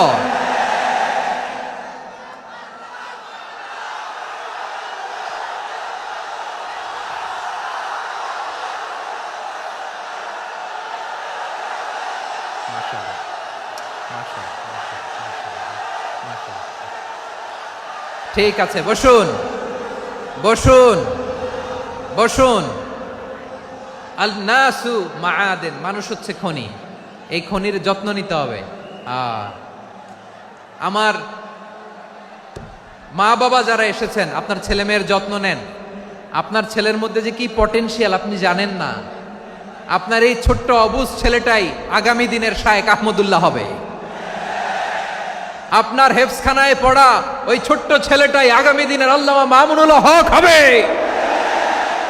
আপনার ওই ছেলেটা আমির হামজা হবে, আব্দুল হাই সাইফুল্লাহ হবে। এভাবে বড় বড় আলেম হবে, তারা যুগশ্রেষ্ঠ আলেম হবে। সেই একদিন এই বাংলাদেশের পার্লামেন্টে যে বক্তব্য দিয়ে যশোরের পক্ষে কথা বলবে। আপনি জানেন না, কাউকে ছোট করবেন না আপনি। ওর কনফিডেন্স আপনি কমাবেন না, আপনি কমাতে পারেন না। প্যান্ডেলে আমার যে মা বোনেরা আছেন, ছেলে মেয়েদেরকে কখনো ছোট করে কথা বলবেন না। ও যে কোথায় যাবে আপনি জানেন না। আপনি মা হয়ে তাকে সাহস দিবেন, তার কল্পনার জগৎটাকে সাজাতে তাকে উৎসাহিত করবেন, ঠিক কিনা বলেন? আর আমার প্যান্ডেলের আমার প্রিয় শ্রদ্ধাশীলা মায়েরা বোনেরা, আপনারা তো আরো দামি সম্পদ। বিশ্বনবী বলেন, আর দুনিয়া কুল্লুহা মাতা। আল্লাহ আল্লাহ আল্লাহ। বিশ্বনবীর কথার ওজন দেখেন, আর দুনিয়া কুল্লুহা মাতা ওয়া খায়রু মাতা'আদ দুনিয়াল মারআতুস সালিহা। বিশ্বনবী বলেন, দুনিয়ায় যা দেখো সব আল্লাহর দেওয়া অ্যাসেট, মানে সম্পদ। আর এত অ্যাসেটের ভিড়ে সবচাইতে শ্রেষ্ঠ সম্পদ হচ্ছে নেককার নারী। সুবহানাল্লাহ। ভাইয়েরা, বোনের সাথে খারাপ আচরণ করো না। সন্তান, মায়ের সাথে খারাপ আচরণ করো না। আমাদের মায়েরা আমাদের asset, they are our priceless asset. কারণ এই মায়েদের পেটে এসেছে আল্লাহর ওলিরা, এই মায়েদের পেটে এসেছে খান জাহান আলী, এই মায়ের পেটে এসেছে শাহজালাল ইয়ামানি, এই মায়ের পেটে এসেছে আল্লাহর সব নবীরা। নাকি নবীরা আকাশ থেকে ধপ করে জমিনে নেমে আসছে? মায়ের পেটে আসছে। এই মায়ের পেটগুলো খনি। আমার সম্মানিতা মায়েরা, বোনেরা, নিজেকে ইসলাম দিয়ে সাজান, নিজেকে ইসলাম দিয়ে সাজান, নিজেকে পবিত্র রাখুন, নিজের আব্রু ইমান ইজ্জতের হেফাজত করুন, কোরআন পড়ুন, সুন্নাহ পড়ুন। আপনি জানেন না আপনার গর্ভে কে আসছে, কোন ক্ষণজন্মা পুরুষকে আল্লাহ তাআলা আপনার গর্ভে পাঠাবে আপনি জানেন না। মায়েরা, নিজেদেরকে পবিত্র রাখুন, ইসলাম চর্চা করুন, কোরআন চর্চা করুন, নৈতিকতা দিয়ে নিজেকে সাজান। যশোরের জেনজি, নিজেদেরকে প্রস্তুত রাখো আগামীর বাংলাদেশের জন্য। নৈতিকতা, মোরালিটি, ভ্যালিউজ দিয়ে নিজেকে সাজাও, ইসলাম দিয়ে নিজেকে সাজাও। কারণ আগামীর বাংলাদেশ ইসলামের বাংলাদেশ। বাংলাদেশের আসল পরিচয় ইসলাম। বাংলাদেশের আসল পরিচয় কি? সবাই বলে না। বাংলাদেশের আসল পরিচয় কি? এই ইসলাম নিয়ে আমরা সংসদ ভবন সাজাবো, রাজি আছি না নাই? শেকড় ভুলে যাওয়া যাবে না। আমরা ধাপে ধাপে শারিয়া আইনের দিকে যাব ইনশাআল্লাহ, কিন্তু জঙ্গিবাদ দিয়ে নয়, কট্টর পন্থা দিয়ে নয়। আমরা ইন্টেলেকচুয়ালি, গ্রাজুয়ালি, ধাপে ধাপে শারিয়া আইনের দিকে মুভ করব ইনশাআল্লাহ। বলো লিল্লাহি তাকবীর। এদেশের আসল পরিচয় সবাই বলে না, আওয়াজ করে, এদেশের আসল পরিচয়। এদেশে আজান শুনে সূর্য ওঠে শহর গ্রামে, এদেশে আজান শুনে সূর্য ডুবে সন্ধ্যা নামে, এদেশে সকল কাজে সবাই বলে বিসমিল্লাহ, এদেশে ভালো কিছু দেখে শুনে হাসি মুখে সবাই বলে মাশা আল্লাহ। সুবহানাল্লাহ, সুবহানাল্লাহ, সুবহানাল্লাহ, সুবহানাল্লাহ, সুবহানাল্লাহ, সুবহানাল্লাহ, সুবহানাল্লাহ, সুবহানাল্লাহ। ও নবীন তরুণ, তোমার কিসের এত ভয়? জেনে রেখো বাংলাদেশের আসল পরিচয়। বাংলাদেশের আসল পরিচয় ইসলাম। আওয়াজ তুলে বলো, আসল পরিচয় কি? এদেশে পরস্পরে দেখা হলে দেয় সালাম, এদেশে আমজনতার হৃদয় জুড়ে পাক্কালাম। ঠিক কি না? এদেশে বিপদ এলে সর্বজনে সর্বক্ষণে দোয়া পড়ে ইন্না লিল্লাহ, সুবহানাল্লাহ, সুবহানাল্লাহ, সুবহানাল্লাহ, সুবহানাল্লাহ। এদেশে আজান শুনে সূর্য ওঠে শহর গ্রামে, এদেশে আজান শুনে সূর্য ডুবে সন্ধ্যা নামে, এদেশে সকল কাজে সবাই বলে বিসমিল্লাহ, এদেশে ভালো কিছু দেখে শুনে হাসি মুখে সবাই বলে মাশা আল্লাহ। সুবহানাল্লাহ, আওয়াজ করে, সুবহানাল্লাহ, সুবহানাল্লাহ, সুবহানাল্লাহ, সুবহানাল্লাহ। সবাই একসাথে সুবহানাল্লাহ, সুবহানাল্লাহ, সুবহানাল্লাহ, সুবহানাল্লাহ। এদেশের আসল পরিচয় কি? আওয়াজ করে বলতে ভয় লাগে। এদেশের আসল পরিচয় কি? ইসলাম দিয়ে আমাদের সংসদ ভবন চলুক, আমরা চাই কি চাই না? বঙ্গভবনে লা ইলাহা ইল্লাল্লাহর পতাকা উড়ুক, আমরা চাই কি চাই না? প্রতিটি জেলা অফিসে, ডিসি অফিসে লা ইলাহার পতাকা ঝুলুক, আমরা চাই কি চাই না? কারা কারা চাই হাত তুলে আল্লাহরে দেখায়।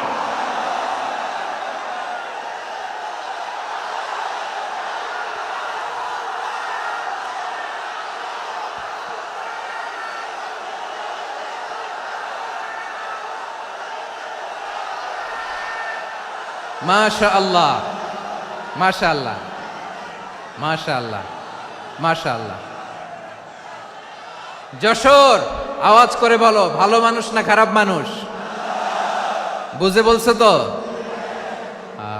মানুষ ভালো হলে যে কত ভালো। এই মানুষকে যত্ন নিলে, মানুষকে মানুষ বানালে যে সে কি হতে পারে শুনবা? হ্যাঁ, নাকি মোনাজাত দিয়ে দিব? শুনবা? তাহলে থামতে হবে। থামো, আমি যখন বলবো থামো থামো, তাকবীরের সময় দিলে তাকবীর, থামো থামো। মানুষকে যত্ন নিলে, এই এদিকে এদিকে, ড্রোন নামায় ফেলো। হয়েছে, ড্রোনের ফুটেজ হয়ে গেছে, এবার ড্রোন নামায় ফেলো। আমার দিকে তাকাও। মানুষকে, তোমরা এদিক সেদিক তাকালে তো গুরুত্বপূর্ণ পয়েন্ট মিস হয়ে যাবে। এদিকে এদিকে, হ্যাঁ মাস ঠিক আছে, এদিকে। মানুষকে যত্ন নিলে মানুষের মধ্যে যারা কি পটেনশিয়াল রেখেছে। আমি জাপানের দুইটা উদাহরণ দেই। জাপানের, এই এই এভাবে এভাবে হবে, হয় বসো নয় পেছনে, কথা নাই, কথা তো বলাই যাবে না, হারাম কথা বলা। আজকে একেবারে চুপ, আজকের জন্য হারাম করে দিছে আমি, এই কিছু সময়ের জন্য একেবারে নিষিদ্ধ। জাপানের দুইটা উদাহরণ দেই, খেয়াল করে একটু শুনেন, বুঝবেন। আল্লাহ, 2022 সালে জাপানের সাথে জার্মানির খেলা, ফিফা ওয়ার্ল্ড কাপ 2022। এক পক্ষে জাপান, আরেক পক্ষে কোন দেশ? কথা শোনে নাই। এক পক্ষে কোন দেশ, আরেক পক্ষে? সবাই এক পক্ষে, আরেক পক্ষে। ওই খেলায় জিতেছিল জাপান, জিতেছিল 22 সালের এই ফিফা ওয়ার্ল্ড কাপে। জাপান ফুটবল খেলায় জিতে, as a part of their celebration, তারা খেলার পরে পুরো স্টেডিয়ামটারে ক্লিন করে, the fan base of Japan. লক্ষ লক্ষ মানুষ খেলা দেখতে যায়, তো এত ডাস্টবিনও তো নাই।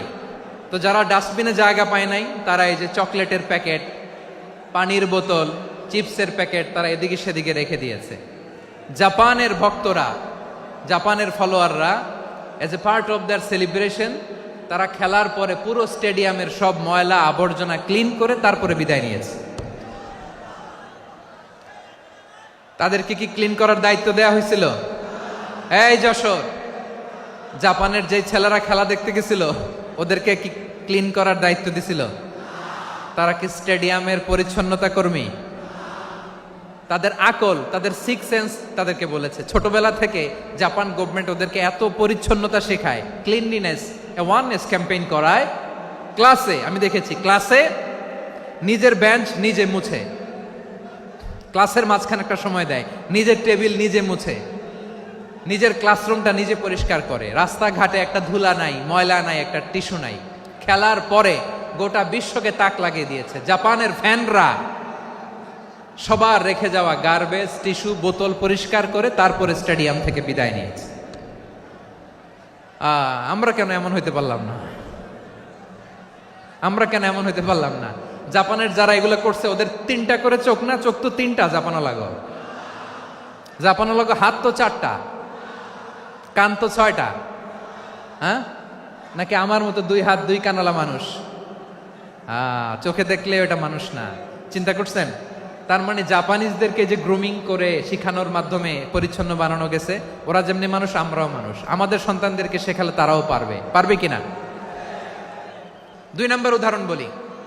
চট্টগ্রাম ফেনীতে যারা গিয়েছেন, মেঘনা গোমতী ব্রিজ প্রকল্প নাম শুনছেন? মেঘনা একটা ব্রিজ পার হওয়া লাগে। এই মেঘনা গোমতী, এখানে 3টা ব্রিজ, কাঁচপুর সহ এই 3টা ব্রিজের নির্মাণ কাজ, রেনোভেশনের কাজ দেয়া হয়েছিল জাপানের একটা কোম্পানিকে। কাকে? জাপানের কোম্পানি। নির্মাণ শেষে 738 কোটি টাকা বেঁচে গেছিল, এটা গভর্নমেন্টের হাতে দিয়ে তারা বিদায় নিয়েছে। কত টাকা? 738 কোটি টাকা। যত প্রাক্কলিত ব্যয় নির্ধারণ করা হয়েছে, সব টাকা সরকার, তৎকালীন সরকার, 2019-এর সরকার, কারা ছিল তো জানেন? এই 2019-এর সরকার তাদেরকে দিয়েছে। তারা রিনোভেশন নির্মাণ শেষে 738 কোটি টাকা অতিরিক্ত বেঁচে গেছিল, এটা আবার গভর্নমেন্টের হাতে বুঝাই দিয়ে তারা বিদায় নিচ্ছে। আমরা কেন এমন হইতে পারলাম না? জাপানের ওরাও মানুষ, আমরাও মানুষ। তার মানে মানুষে মানুষে পার্থক্য আছে না নাই? আচ্ছা, জাপানের 2টা উদাহরণ দিলাম, এবার আমার দেশের 2টা উদাহরণ দিব না? বাংলাদেশের দুটা উদাহরণ দেয়। 1 নম্বর উদাহরণ, গত সপ্তাহে আপনারা জানেন কক্সবাজার আমার একটা প্রোগ্রাম ছিল, তো হেলিকপ্টারে গিয়েছিলাম। ফেনী জেলা যখন পার হচ্ছি আমি দেখলাম 3টা উইন্ডমিল চিনেন তো, বিশাল পিলার, 3টা-4টা পাখা থাকে, বায়ু বিদ্যুৎ কেন্দ্র, বাংলাদেশের প্রথম বায়ু বিদ্যুৎ কেন্দ্র এটা, মুহুরী প্রজেক্ট বলে এটার সম্ভবত, মুহুরী প্রজেক্ট। তো সাগরের বাতাসের ঝাপটায় এটা ঘুরে এনার্জি হয়, ইলেকট্রিসিটি উৎপাদন হয়। তো আমি পাইলটকে বললাম, ভাই এগুলো থেকে কেমন ইলেকট্রিসিটি উৎপাদন হয়? কয় হুজুর একটুও হয় না, কিছুই হয় না। কিছুই হয় না মানে? বলে হুজুর বাংলাদেশে যত উইন্ডমিল আছে এটার পাখা একটাও ঘুরে না। আল্লাহ, বলেন কি? তাহলে এই যে কোটি কোটি টাকা ব্যয় করে যে উইন্ডমিল, কয় হুজুর ভিতরে ফিটফাট, উপরে ফিটফাট, ভিতরে সদরঘাট। তার মানে কোটি কোটি টাকা দিয়ে এই উইন্ডমিল বানায়, এখানে কিছু নাই। দুর্নীতির আড্ডাখানা, আখড়াখানা বাংলাদেশ, ঠিক কিনা বলেন? হায় রে, জাপানিজরাও মানুষ, আমরাও মানুষ। আমার এক নিকটাত্মীয় সরকারি চাকরিজীবী, উনি আমাকে বললেন, বাংলাদেশের আরেকটা উদাহরণ দেই। উনি আমাকে বললেন যে প্রতি বছর আমাদের অফিসের ফার্নিচার চেঞ্জ করে। আমি বললাম প্রতি বছর ফার্নিচার চেঞ্জ করে কেন? বলে যে ফার্নিচার নতুন পারচেজ করলেই তো ওইখানে টাকা, নতুন কিনতে পারলেই টাকা, নতুন উন্নয়নের সবক শোনাতে পারলেই টাকা। প্রথম আলোর রিপোর্ট, কি আলো? প্রথম আলোর রিপোর্ট, গত 15 বছরে উন্নয়নের নামে লুটপাট হয়েছে প্রায় 3.25 লাখ কোটি টাকা। কার রিপোর্ট? আমাদের বানানো কথা। প্রথম আলোর রিপোর্ট। গত 15 বছরে কারা ছিল জানেন তো? হ্যাঁ, শুধু ওনাদেরকেই দোষ দিয়ে লাভ নাই। স্বাধীনতার পর থেকে শুধু শাসকের হাত বদল হয়েছে, আমরা কিছু পাই নাই, ঠিক কিনা বলেন?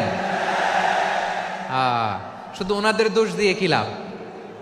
একদল খাইছে, আরেক দল খাওয়ার জন্য রেডি হয়ে আছে। আমরা এরকম চাই না, জনগণকে ফুটপাতে বসাই দিস। প্রিয় ভাইয়েরা, তাহলে জাপানের মানুষও মানুষ, আমরাও মানুষ। সিদ্ধান্ত আপনার, কোন মানুষ হবেন, ভালো মানুষ না খারাপ মানুষ? আজকের আলোচনার বিষয় হচ্ছে মানব সম্পদের উন্নয়ন, human resource development. It's a process to increase the capacity of knowledge, skill, capacity of the people of a country. একটা দেশের মানুষের জ্ঞান, তাদের দক্ষতা কি করে বাড়ানো যায়, বাড়িয়ে দেশের উন্নয়ন করানো যায়, এটাই হচ্ছে মানব সম্পদ উন্নয়নের মূল কথা। তাহলে মানব সম্পদ হচ্ছে একটা দেশের সবচাইতে শক্তিশালী পুঁজি। প্রাকৃতিক সম্পদ, খনিজ সম্পদের চেয়েও দামি হচ্ছে মানব সম্পদ। আমার প্রিয় যশোর, প্রাকৃতিক সম্পদ, খনিজ সম্পদের চেয়েও দামি সম্পদ কি সম্পদ? আল্লাহ তাআলা দয়া করে আমাদেরকে এই মানব সম্পদ দিয়েছেন। আসুন আমাদের এই মানুষগুলোকে আমরা সোনার মানুষ বানাই। রাজি আছেন তো সবাই? রাজি আছেন? মানুষ পারে না এমন কোনো কিছু নাই, চাইলে সব পারে। এজন্য মানুষকে তারবিয়া দিতে হবে, যথাযথভাবে তাদেরকে গড়তে হবে। আসুন আমরা সিরাতের আয়নায় বিশ্বনবীর জীবনী থেকে দেখি তিনি কিভাবে হিউম্যান রিসোর্সকে ম্যানেজ করতেন। যদি আপনাদের সময় হয়, দু একটা উদাহরণ দিয়ে আজকে আমি আমার আলোচনার বিদায় নিব। হবে সময় হবে কয়েক মিনিট? হ্যাঁ, শান্ত থাকবেন তো? শান্ত থাকবা? হ্যাঁ, ঠিক আছে। এই ধাক্কার মধ্যে ঢুকছে, এবার মজা বুঝতেছো তো? হ্যাঁ, মানা করছিলাম না? ঠিক আছে, টের পাও। হ্যাঁ, ঠিক আছে। যে আওয়াজ করবে আমি ওকে দেখতেছি, কে কে আওয়াজ করে দেখতেছি। শেষ কথা, শেষের দিকে চলে আসছি। বিষ্ণু ইসলাম কিভাবে হিউম্যান রিসোর্সকে ম্যানেজ করতেন, মজার কথা আছে কয়েকটা, বলে বিদায় নিব। বিশ্বনবী কিভাবে এই মানব সম্পদকে ম্যানেজ করতেন। বিশ্বনবী, he was a very good talent hunter, চৌকস ট্যালেন্ট হান্টার ছিল। কার মধ্যে কি ট্যালেন্ট আছে দেখলেই বুঝে ফেলতেন। সুবহানাল্লাহ পড়বেন না? কি নবী আমরা পেয়েছি! He was a very good talent hunter. আমার নবী, তিনি চৌকস ট্যালেন্ট হান্টার ছিলেন। কার মধ্যে কি প্রতিভা বের করতেন, ওই প্রতিভাকে ইসলামের কল্যাণে কাজে লাগাতেন। সুবহানাল্লাহ বলেন। যাকে যেই জায়গায় সেট করলে ভালো হবে তাকে ওই জায়গায় সেট করতেন। কয়েকজন সাহাবীর জীবনী শোনাই। আবু মাহজুরা রাদিয়াল্লাহু তাআলা আনহু, মক্কার মুয়াজ্জিন, আগে ছিল মুশরিক, পরে হয়েছে মুমিন। উনি কিভাবে মুমিন হইলেন এই ঘটনাটা একটু আপনাদের শোনাতে চাই। তা আপনাদের তো সময় নাই হাতে। হ্যাঁ, সময় আছে। এই জেনজি শেষ করে দিল আজকের প্রোগ্রামটা। 1 ঘন্টা ধাক্কা ধাক্কি করে কেমনে দাঁড়ায় আছে আমি বুঝলাম না।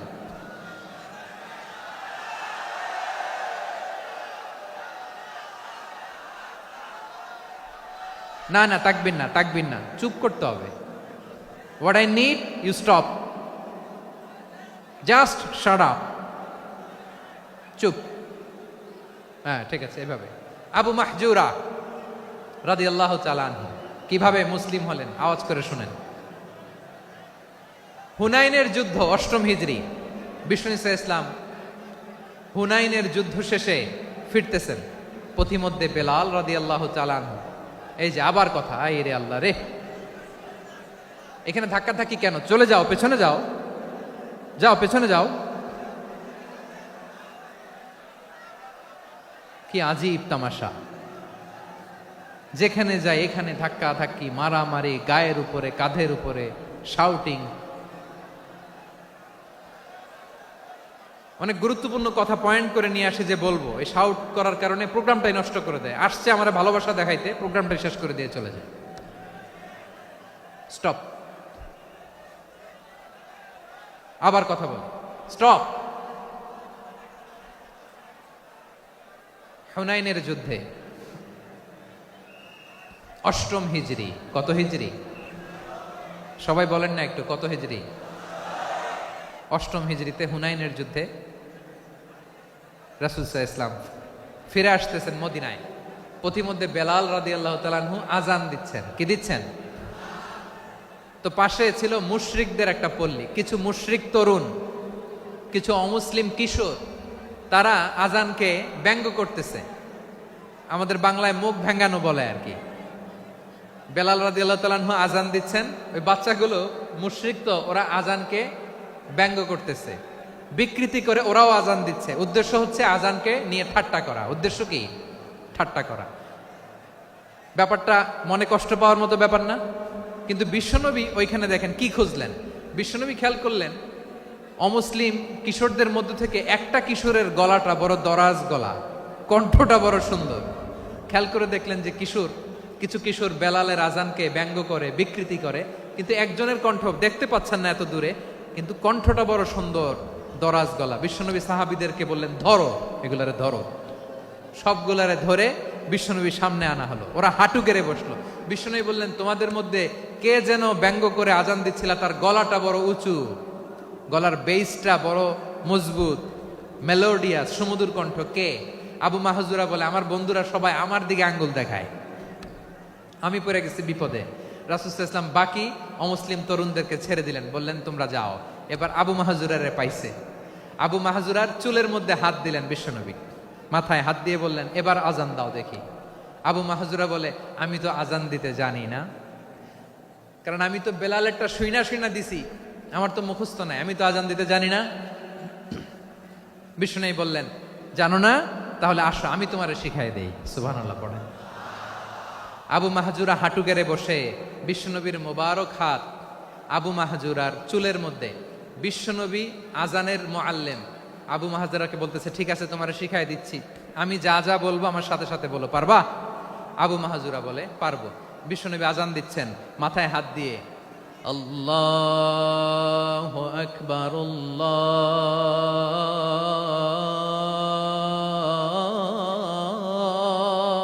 আকবার। আবু মাহজুরা এই বাক্যটা পড়লেন। বিশ্বনবী দ্বিতীয় বাক্য পড়তে আরম্ভ করলেন, আল্লাহু আকবার,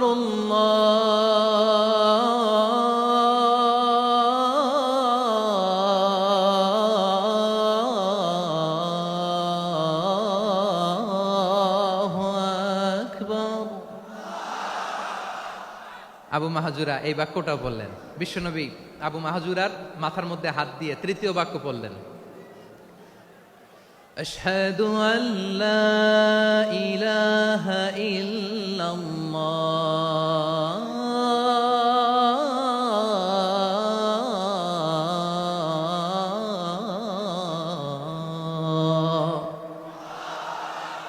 আবু মাহাজুরা তৃতীয় বাক্য পড়লেন। বিশ্বনবী একটা বাক্য পরে আবু মাহাজুরা পরে, বিশ্বনবী পরে আবু মাহাজুরা পরে। আবু মাহাজুরা কিন্তু অমুসলিম, মুশরিক। আবু মাহাজুরা বলে, এক একটা বাক্য পড়ি আমার কলিজাটা গলে ঠান্ডা হয়ে যায়। এতদিন মোহাম্মদকে গালি দিতাম, এখন মোহাম্মদ আমার মাথায় যখন হাত রাখছে আমার সারা শরীর ঠান্ডা হয়ে গেছে। বিশ্বনবী আজান শিখাচ্ছেন, একটা একটা বাক্য পড়ে আবু মাহাজুরাও পড়ে, বিশ্বনবী পড়ে আবু মাহাজুরাও পড়ে। পুরো বাক্যগুলো যখন শেষ, আজান শেষ, আবু মাহাজুরাও যখন পুরো আজান পড়লেন, আবু মাহাজুরা বললেন, এতদিন মোহাম্মদের চেহারা দেখলে আমার ঘৃণা লাগতো, আজ থেকে মোহাম্মদের চেহারার চেয়ে প্রিয় চেহারা আমার কাছে নাই। আবু মাহাজুরা বললেন, ও মুহাম্মদ, আজানের বাক্য তো আপনি আমারে শেখালেন, এখানেই শেষ করবেন না, আপনি আমারে পড়ায় দেন, লা ইলাহা ইল্লাল্লাহু মুহাম্মাদুর রাসূলুল্লাহ সাল্লাল্লাহু আলাইহি ওয়াসাল্লাম। বিশ্বনবীর সাথে দাঁড়িয়ে উনি শাহাদা পড়ে মুসলমান হয়ে গেলেন। এবার আবু মাহাজুরা বলে, ইয়া রাসূলুল্লাহ, ইয়া হাবিবাল্লাহ, আমি মুমিন হয়েছি, মুসলমান হয়েছি, আপনার কাছ থেকে আজান শিখার সৌভাগ্য আমি লাভ করেছি গো নবী। আমার কণ্ঠের বড় তারিফ করেছেন, আপনি আমার আজানকে আপনি পছন্দ করেছেন। একটা জিনিস আপনার কাছে চাই, আপনি আমাকে মক্কার মসজিদুল হারামের মুয়াজ্জিন হিসেবে অ্যাপয়েন্ট করে দে। বিষ্ণু ইসা ইসলাম বললেন, যাও আবু মাহজুরা, আমি তোমাকে পৃথিবীর শ্রেষ্ঠতম মসজিদ মক্কার মসজিদুল হারামের মুয়াজ্জিন হিসেবে অ্যাপয়েন্ট করে দিলাম। দেখছেন কিভাবে ট্যালেন্ট হান্টিং করতে হয়, কিভাবে হিউম্যান রিসোর্স মানব সম্পদকে ব্যবহার করতে হয়। আসছিল আজানকে ভেঙ্গাইতে, আসছিল কেন? আজানকে ব্যঙ্গ করার জন্য, বিকৃত করার জন্য। আজানকে বিকৃত করতে যে ইসলামের সবচাইতে শ্রেষ্ঠ মসজিদের মুয়াজ্জিন হয়ে গেল। পড়েন সুবহানাল্লাহ। হযরত আবু মাহজুরা রাদিয়াল্লাহু তাআলা আনহু ওনার এই সুললিত কণ্ঠ ব্যবহার করে মসজিদুল হারামে এত সুন্দর করে আল্লাহু আকবার বলে আজান দিতেন, মানুষগুলোর, মুসল্লিগুলোর, মক্কাবাসীর হৃদয়কে তিনি বিগলিত করে দিতেন, মানুষের হৃদয়কে ঠান্ডা হয়ে যেত। শুধু এখানেই শেষ না আমার যশোরের ভাইয়েরা, বিশ্বনবী যখন সাইয়েদনা আবু মাহজুরা রাদিয়াল্লাহু তাআলা আনহুকে আজান শিখাচ্ছিলেন, বলেন তো বিশ্বনবীর হাতটা কোথায় ছিল? আবু মাহজুরার মাথার সামনে, এই চুলের উপরে ছিল। আবু মাহজুরা ওই স্মৃতিটাকে ধারণ করবার জন্য, ওই স্মৃতিকে বহন করার জন্য বিশ্বনবীর মোবারক হাত আবু মাহজুরার কপালের চুলের যেই জায়গায় লেগেছে, মৃত্যুর আগের দিন পর্যন্ত আবু মাহজুরা মাথার ওই চুলে কোনোদিন ছুরি আর কামার লাগায় নাই, সেখানে কেচি লাগায় নাই, চুলের মধ্যে খুর লাগায় নাই। আবু মাহজুরা ডান দিকের চুল কাটতো, বাম দিকের চুল কাটতো, পেছনের চুল কাটতো, সামনের চুল কাটতো না। আবু মাহজুরা রাদিয়াল্লাহু তাআলা আনহুর সামনের চুলগুলো বড় হতে হতে যখন এত বড় হয়ে যায়, তিনি চুলগুলো পেঁচিয়ে মাথার মধ্যে রাখতেন, তারপরে তিনি পাগড়ি পরতেন। সবাই জিজ্ঞেস করতো, আবু মাহজুরা, এটা আবার কেমন স্টাইল? দেখতে তোমারে কি বিদঘুটে লাগে? কেমন অড লাগে? কেমন খারাপ দেখা যায়? মক্কায় এমন কোনো মানুষ তো দেখি নাই, ডানে চুল কাটে, বায়ে চুল কাটে, পেছনে চুল কাটে, সামনে কাটে না। ওরে আবু মাহজুরা, কেমন দেখা যায় তোমারে? তুমি সামনের চুল কাটো না কেন?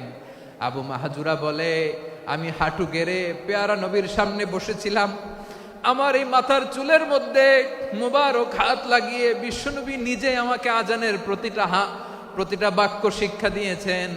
বিশ্বনবীর মোবারক হাত, পবিত্র হাত আমার মাথার চুলের যেই জায়গায় লেগেছে, আমি চাই ওই চুলগুলা নিয়ে আমি আমার কবরের ভিতরে যাব।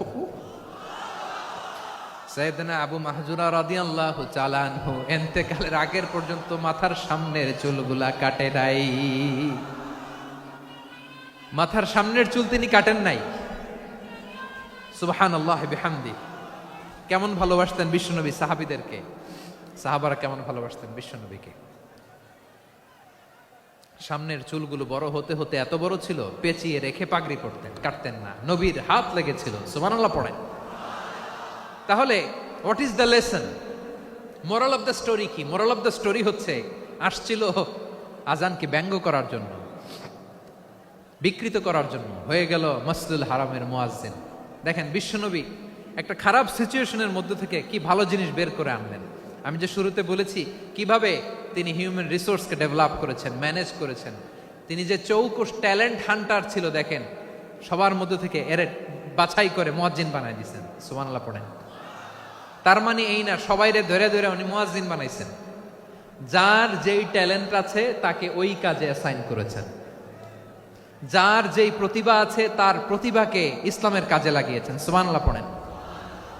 যায়েদ বিন সাবেত রাদিয়াল্লাহু তাআলা আনহু নাম শুনেছেন? যশোর কথা বেরোয় না। যদি জিগায় সালমান খানের নাম শুনছেন, সবাই হাত তুলবে, জি হুজুর শুনছি, মানে সব দেখা শেষ। সালমান খান, আমির খান, অমুক খান, সব খান মুখস্থ, কিন্তু যায়েদ বিন সাবেতের নাম মুখস্থ নাই মুসলমানদের। যেই সাহাবী মাথার সামনের চুল কাটে নাই, মসজিদুল হারামের মুয়াজ্জিন বানাইছেন বিশ্বনবী, সাহাবীর নাম কি? খায়া ফেলাইস, স্লোগানের সাথে খায়া ফেলাইস। আবু মাহজুরা, কি নাম? আবু মাহজুরা আল জুমাহি রাদিয়াল্লাহু তাআলা আনহু। এই নামটা আজকে নিয়ে যাইতে হবে যশোর। আবু মাহজুরা রাদিয়াল্লাহু তাআলা আনহু। 2 নম্বরে বলছিলাম যায়েদ বিন সাবেত রাদিয়াল্লাহু তাআলা আনহু। বিশ্বনবী দেখলেন মদিনার এই আনসারী সাহাবী হাইলি ট্যালেন্টেড, ইন্টেলেকচুয়াল, মেরিটোরিয়াস, জ্ঞানের প্রতি তার আকর্ষণ, মারাত্মক আকর্ষণ। বিশ্বনবী তাকে দায়িত্ব দিলেন, কোরআন যা নাজিল হয় তুমি লিখো, কাতিবুল ওহী বানায় দিলেন। সুবহানাল্লাহ। যায়েদ বিন সাবেতরে আবার আজান শিখান নাই, কারণ তার মধ্যে বিশ্বনবী প্রতিভা দেখেছেন, একাডেমিক প্রতিভা। বিশ্বনবীর একাডেমিক প্রজেক্টগুলো তিনি হ্যান্ডেল করতেন। যায়েদ বিন সাবেত ছিল বিশ্বনবীর ব্যক্তিগত সচিব। কি ছিল? ব্যক্তিগত সচিব। বোঝেন নাই? বিশ্বনবীর ব্যক্তিগত সচিব এবং দোভাষী। ইহুদিরা কিছু লিখে দিলে এটার অর্থ বিশ্বনবীরে বুঝায় দিতেন, আবার ইহুদিদের কাছে কিছু লিখতে হলে তিনি লিখে দিতেন। বিশ্বনবী একদিন বললেন, ইন্নী ওয়াল্লাহি মা আমানু ইয়াহুদা আলা কিতাব। ইহুদিরা যে চিঠি পাঠায় অর্থ তো বুঝি না, আরেক ইহুদি আইনা অর্থ করা লাগে। আবার ইহুদিদের কাছে কিছু লিখে পাঠাইতে চাইলে আমরা তো লিখতে পারি না, ইহুদিরে দিয়ে লেখা লাগে। ওরা যে পয়রা শোনায় লিখে দেয়, আমি ওদের বিশ্বাস করি না। আমার নিজের একজন লোক দরকার। বিশ্বনবী এই যায়েদ বিন সাবেতকে চুজ করলেন ল্যাঙ্গুয়েজের জন্য। উনি বললেন, যায়েদ তোমার সফট স্কিলকে ডেভেলপ করতে হবে, তুমি হিব্রু ল্যাঙ্গুয়েজ শিখে ফেলো। যায়েদ বিন সাবেত বলল, বিশ্বনবীর মোটিভেশন আর ইন্সপিরেশন পেয়ে আমি 15 দিনে ইহুদিদের এই হিব্রু ল্যাঙ্গুয়েজ শিখে ফেললাম। শুধু শিখে ফেললাম না, হাত্তা হাদিকতু, even I became master in the language. এই ভাষা আমি পারদর্শী হয়ে গেলাম। এরপরে ইহুদিরা চিঠি লিখে পাঠালে আর কোনো ইহুদি ডাকা লাগতো না, আমি নবীর এটার অর্থ শুনে পরে বুঝায় দিতাম। আবার ইহুদিদের কাছে চিঠি লেখা লাগলে আমি যায়েদ বিন সাবেত চিঠি লিখে দিতাম। সুবহানাল্লাহ। দেখেন, এত সাহাবীর মধ্য থেকে বিশ্বনবীর একাডেমিক প্রজেক্ট, ব্যক্তিগত সচিব, দোভাষী হিসেবে তিনি যায়েদ বিন সাবেতের মতো তরুণকে নির্বাচিত করেছেন। কেমন ট্যালেন্ট হান্টার ছিল আমার নবী। সুবহানাল্লাহ পড়বেন না? বিশ্বনবীর ইন্তেকালের পরে সাইয়েদনা আবু বকর রাদিয়াল্লাহু তাআলা আনহু যখন খলিফা হয়ে আসলেন, কোরআনকে সংকলনের দায়িত্ব দেয়া লাগবে, কোন সাহাবীকে দিবেন? সব সাহাবারা মিলে পরামর্শ করলেন। সাইয়েদনা আবু বকর, ওমর সবাই মিলে এই বিশাল কোরআন সংকলনের গুরু দায়িত্ব বিশ্বনবীর ব্যক্তিগত সচিব, বিশ্বনবীর দোভাষী, বিশ্বনবীর সিলেক্ট করাই লোক যায়েদ ইবনে সাবেত রাদিয়াল্লাহু তাআলা আনহুকে দিয়েছে। কোরআনের কবি তো আজকে এখানে রাখে নাই। এই যে আজকের যে কোরআন পড়েন, এটা আগে এরকম ছিল না। কোরআন নাজিল হলে সাহাবারা চামড়ার, ওটের চামড়ায় লিখে ফেলতো, ওটের চ্যাপ্টা হাড্ডির মধ্যে লিখে ফেলতো, গাছের গুড়ির মধ্যে লিখে ফেলতো। বিভিন্ন জনের কাছে ছড়ানো ছিটানো ছিল। আবু বকর রাদিয়াল্লাহু তাআলা আনহু একসাথে করলেন, পরবর্তীতে উসমান রাদিয়াল্লাহু তাআলা আনহু একসাথে করলেন। 114 সূরার এখন এই মুসহাফ, এই কম্পাইলেশন, এই কপি আমরা পেয়েছি, যার হিউজ কন্ট্রিবিউশন ছিল। এই পুরো কোরআন কম্পাইলেশনের প্রজেক্ট ম্যানেজার ছিল যায়েদ বিন সাবেত রাদিয়াল্লাহু তাআলা। কোরআন কম্পাইলেশনের প্রজেক্ট ম্যানেজার। দেখেন, উনারে মাথায় হাত দিয়ে আজান শিখায় নাই। সুবহানাল্লাহ কইবেন না? তাহলে প্রথম সাহাবী আবু মাহজুরাকে মুয়াজ্জিন বানাইলেন, যায়েদ বিন সাবেতকে ব্যক্তিগত সচিব আর দোভাষী বানালেন, মুসআব ইবনে উমাইর রাদিয়াল্লাহু তাআলা আনহুকে ইসলামের প্রথম অ্যাম্বাসেডর বানালেন। তাহলে তৃতীয় নাম্বার একজন সাহাবীর নাম বলছি, মুসআব ইবনে উমাইর। মুসআব কি নাম? নামটা কেমন লাগে? এই কয়েকজনের ভাল লাগে, বাকিদের ভাল লাগে না? ভাল লাগে? এই এই আর কয়েকটা মিনিট দেওয়া যাবে না আমাকে আল্লাহর রাস্তে? হ্যাঁ ঠিক আছে, আমি তোমাদেরকে ভালোবাসা দেখাবো, দোয়া করব যদি চুপ থাকো, একেবারে চুপ, কষ্ট সহ্য করো, বাকিরা যা সওয়াব পাবে তোমরা ডবল পাবা, যেহেতু কষ্ট বেশি, কিন্তু চুপ। 3 নম্বর সাহাবীর নাম মুসআব। এই ধাক্কাধাক্কি কেন, ধাক্কাধাক্কি কেন রে ভাই? না না না, এরকম হইলে আসবো না যশোর, আমি আর আসবো না। হয় পিছনে চলে যাও, নাহলে চুপ, ধাক্কাধাক্কি নেই। 3 নম্বর সাহাবীর নাম মুসআব। কি নাম? He was the first ambassador in Islam. ইসলামের প্রথম ডিপ্লোমাট, প্রথম কূটনৈতিক, ইসলামের প্রথম কূটনৈতিক, ইসলামের প্রথম ডিপ্লোমাট, প্রথম অ্যাম্বাসেডর মুসআব ইবনে উমাইর, মক্কার তরুণ যুবক। উনি পারফিউম লাগাইলে মানুষ দেখলেই বুঝতো এটা মুসআব লাগাইছে। এমন ড্যাশিং ফেসের ছিল, এমন স্মার্ট ড্যাশিং ফেস, এমন পার্সোনালিটির মানুষ ছিল মুসআব রাদিয়াল্লাহু তাআলা আনহু। কারণ যিনি ইসলামের স্পোকম্যান হবেন, মুখপাত্র হবেন, তার স্মার্ট হওয়ার দরকার আছে না নাই? আকাবার প্রথম শপথ যখন হলো, তাদের সাথে বিষ্ণু ঈসা ইসলাম মদিনাতে একজন মুখপাত্র পাঠালেন, ডিপ্লোমাটকে পাঠালেন, অ্যাম্বাসেডর অফ ইসলাম, তিনি হচ্ছেন মুসআব ইবনে উমাইর। পড়েন সুবহানাল্লাহ।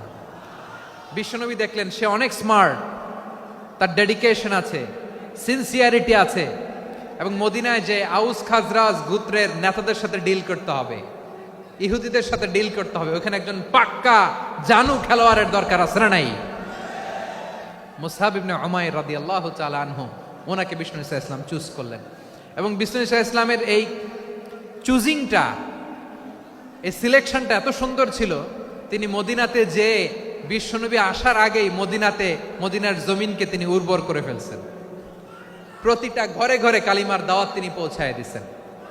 জুমার বিধান নাজিল হয়েছে, কিন্তু মক্কায় পরিবেশ নাই জুমা পালনের। বিষ্ণু ঈসা ইসলাম একজনকে দিয়ে খবর পাঠালেন, যাও মদিনায় মুসাবকে যে বলো, মুসাব তো আমার শিক্ষক, আমার স্পোকম্যান, মদিনাতে যেন তারা জুমা কায়েম করে। বিশ্বনবীর আগেই মুসাব মদিনার মুসলিমদেরকে নিয়ে মদিনায় প্রথম জুমা কায়েম করে ফেলছে। কোন সুবহানাল্লাহ। ডিপ্লোমাটদের কেমন হইতে হয়, অ্যাম্বাসেডারের কেমন হইতে হয়, মুসআব রাদিয়াল্লাহু তাআলা আনহুর কাছ থেকে শিখে নাও। মুসআব নামটা কেমন লাগে?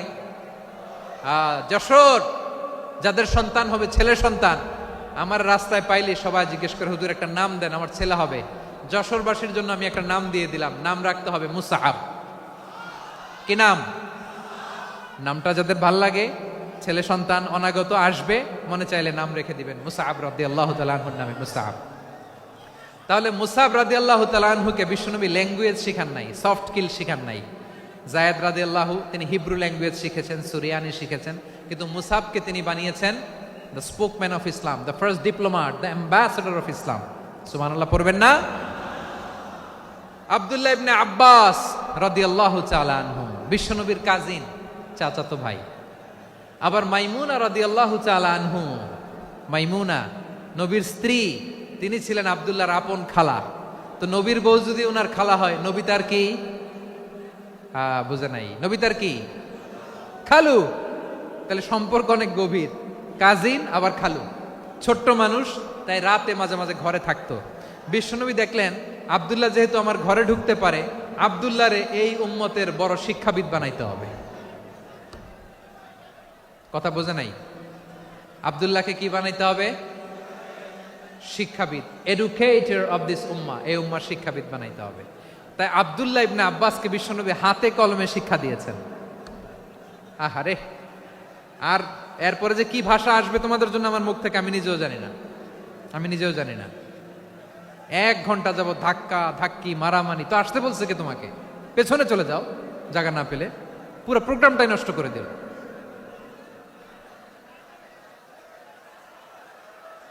জি, আমার দিকে তাকান, আমি শেষ করে দিচ্ছি। হবে না, ইন্টেলেকচুয়াল আলোচনা এখানে হবে না, আমি বুঝতে পারছি, আমি শেষ করে দিচ্ছি। আব্দুল্লাহ ইবনে আব্বাস রাদিয়াল্লাহু তাআলা আনহু, মনোযোগ দিয়ে কয়েকটা মিনিট শুনুন, আমি এখনই শেষ করে দিচ্ছি, এরপর আওয়াজ করবে। এই যে এগুলো কি আমি বুঝলাম না। আমি বললাম না সব করা যাবে, বসে যাও, শুয়ে যাও, চলে যাও, আওয়াজ করা যাবে না। অন্যকে বসো এটাও বলার দরকার নেই, জাস্ট এদিকে তাকাও। আল্লাহ। আব্দুল্লাহ ইবনে আব্বাস রাদিয়াল্লাহু তাআলা আনহু, ওনাকে বিশ্বনবী হাতে কলমে শিক্ষা দিয়েছেন, যেহেতু উম্মতের শিক্ষাবিদ হবেন, এডুকেটর হবেন। তো বিশ্বনবী রাতে যখন তাহাজ্জুদ পড়তেন, ছোট্ট আব্দুল্লাহ ঘরে থাকতো, বুঝতে পেরেছেন? ছোট্ট মানুষ তো ঘরে থাকতো। তো বিশ্বনবী তাহাজ্জুদের জন্য একবার দাঁড়িয়েছেন, ছোট্ট আব্দুল্লাহ ওযু করে দাঁড়াইছে। আচ্ছা বলেন তো, ইমাম আর মুসল্লি মোট যদি দুইজন হয়, একজন ইমাম একজন মুসল্লি, তো মুসল্লি ইমামের কোন দিকে দাঁড়াবে? ডানে দাঁড়াবে। ছোট্ট আব্দুল্লাহ বুঝে নাই, বিশ্বনবী তাহাজ্জুদ শুরু করেছেন, উনি একতেদা করছেন আর দাঁড়াইছেন বায়ে।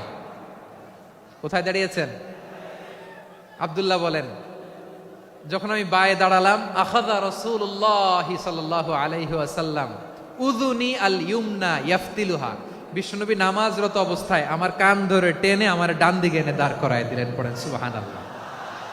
দেখেন হাতে কলমে শিক্ষা। আর জীবনে ভুল হবে? কথা কয় না, আর ভুল হবে? আর ভুল হবে না।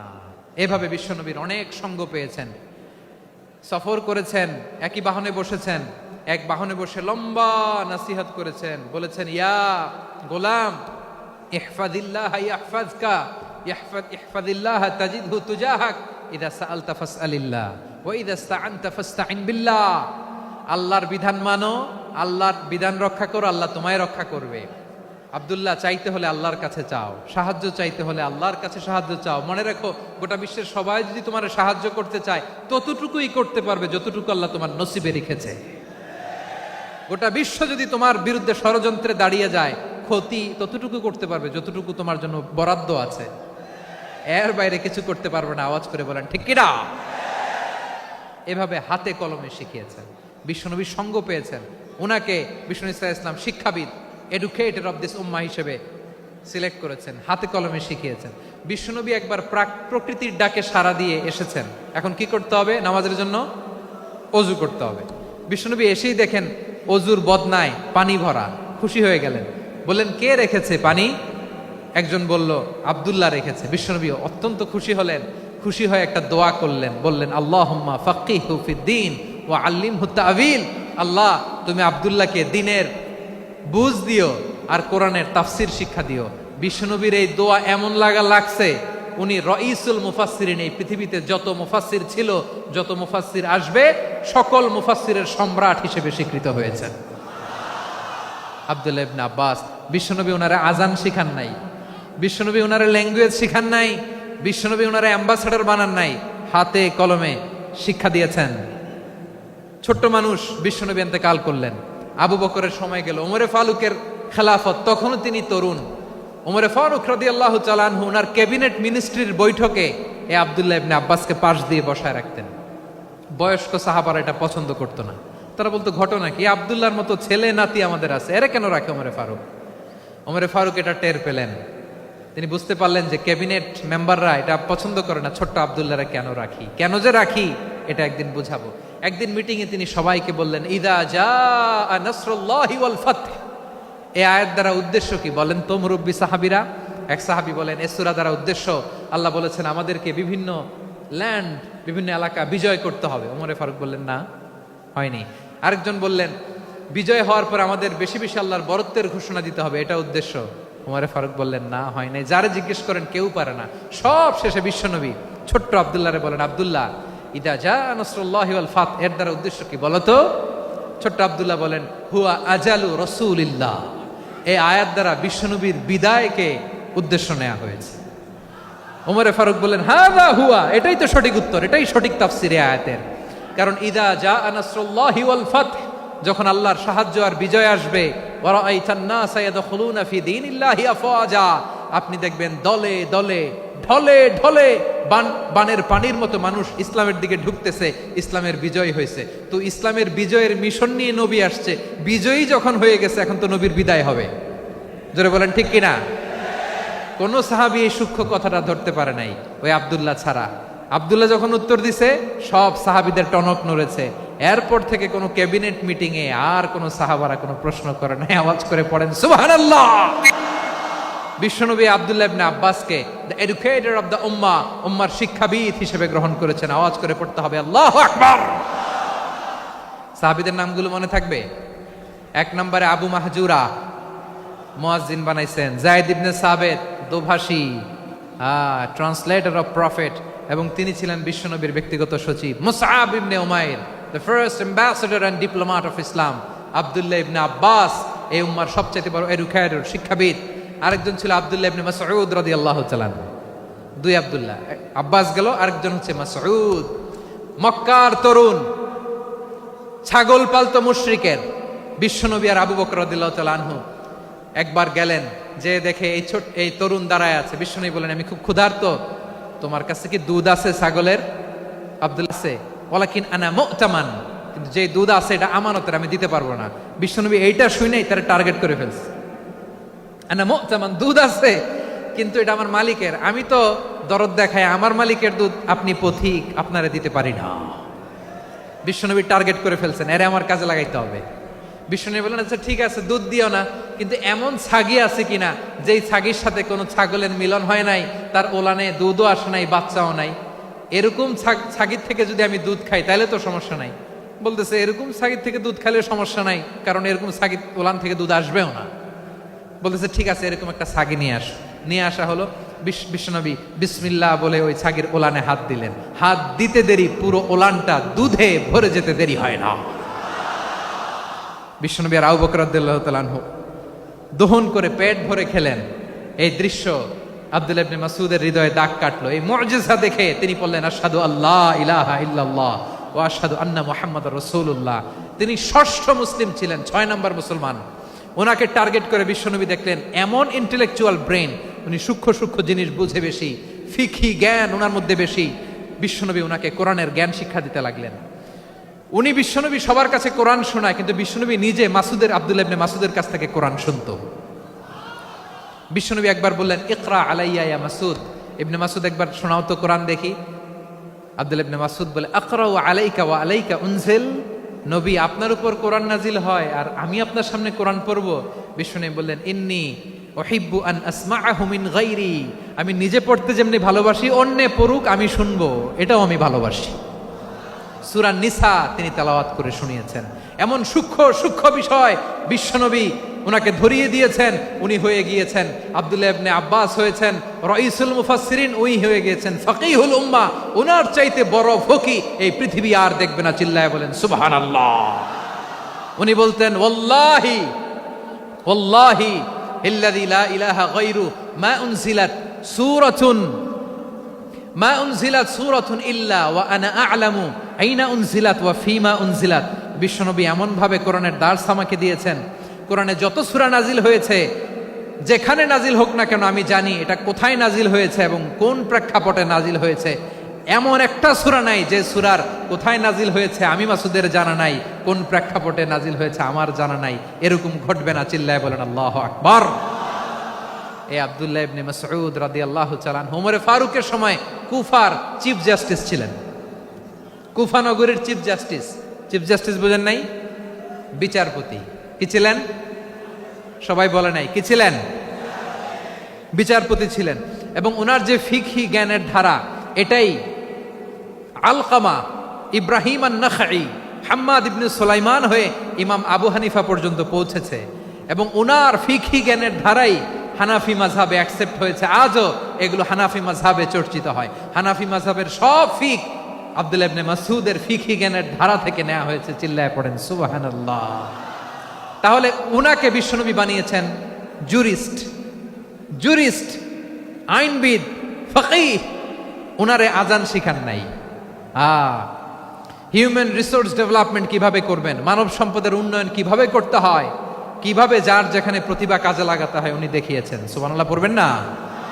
খালিদ বিন ওয়ালিদ নাম শুনছেন? কে কে শোনেন নাই হাত তোলেন। কি ছিলেন? বীর যোদ্ধা ছিলেন খালিদ বিন ওয়ালিদ। কিন্তু তিনি ইসলাম ধর্ম গ্রহণ করেছেন অনেক দেরিতে, 8ম হিজরিতে। তার মানে 8ম হিজরির আগে উনি মুশরিকদের পক্ষে লড়াই করেছেন।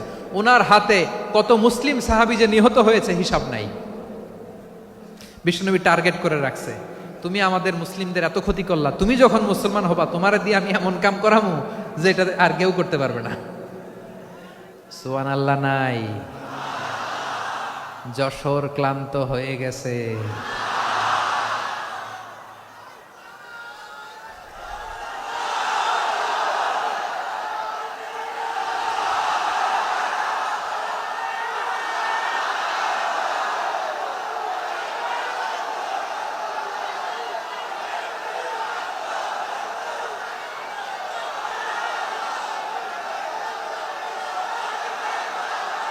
মাশাআল্লাহ, বসুন বসুন বসুন।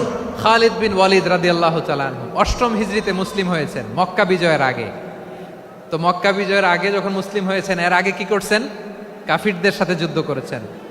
উনি উহুদের যুদ্ধে মুসলমানদের যে পরাজয় ভাব, কঠিন পরিস্থিতির মুখোমুখি উনার কারণে পেছন থেকে এমন আতর্কিত আক্রমণ করেছেন, মুসলমানদেরকে কচুকাটা করেছেন।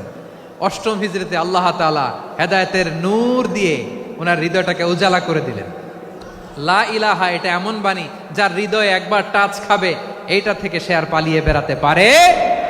ঝিনুকের ভেতর লুকিয়ে থাকে যেমন মতি, ঝিনুকের ভেতর লুকিয়ে থাকে যেমন মতি, কলমা শাহাদাতে আছে আল্লাহর জ্যোতি, কলমা শাহাদাতে আছে আল্লাহর জ্যোতি। ঠিক কিনা বলেন? মক্কা বিজয়ের আগে মুসলিম হলেন, হওয়ার পরেই বিশ্বনবীর টার্গেট ফুলফিল হলো। ওই যে টার্গেট করে রেখেছেন আর দোয়া করেছেন, খালিদ বিন ওয়ালিদ যদি মুসলিম হয় তাকে আমি মিলিটারি চিফ বানাবো। ওনাকে আজান শিখান নাই, ওনারে কান ধইরা নামাজের এই মাথা থেকে ওই মাথা আনান নাই, ফিকহি কোরআনের সূক্ষ্ম তাফসীর ওনারে শিখান নাই, অ্যাম্বাসেডর বানান নাই। বিষ্ণু ইসলাম উনাকে সামরিক অভিযানে প্রেরণ করেছেন। সামরিক অভিযানে তিনি প্রেরণ করেছেন। উনার জীবদ্দশায় উনার নেতৃত্বে যতগুলো যুদ্ধ হয়েছে, একটা যুদ্ধেও তিনি পরাজয় বরণ করেন নাই। ওমরে ফারুকের সময়কালে তিনি চিফ অফ মুসলিম মিলিটারি, মানে মুসলিম সেনাপতি হয়েছেন। যশোর আওয়াজ করো, ঠিক কিনা বলো? সেনাপতি, মুসলিম সেনাপতি।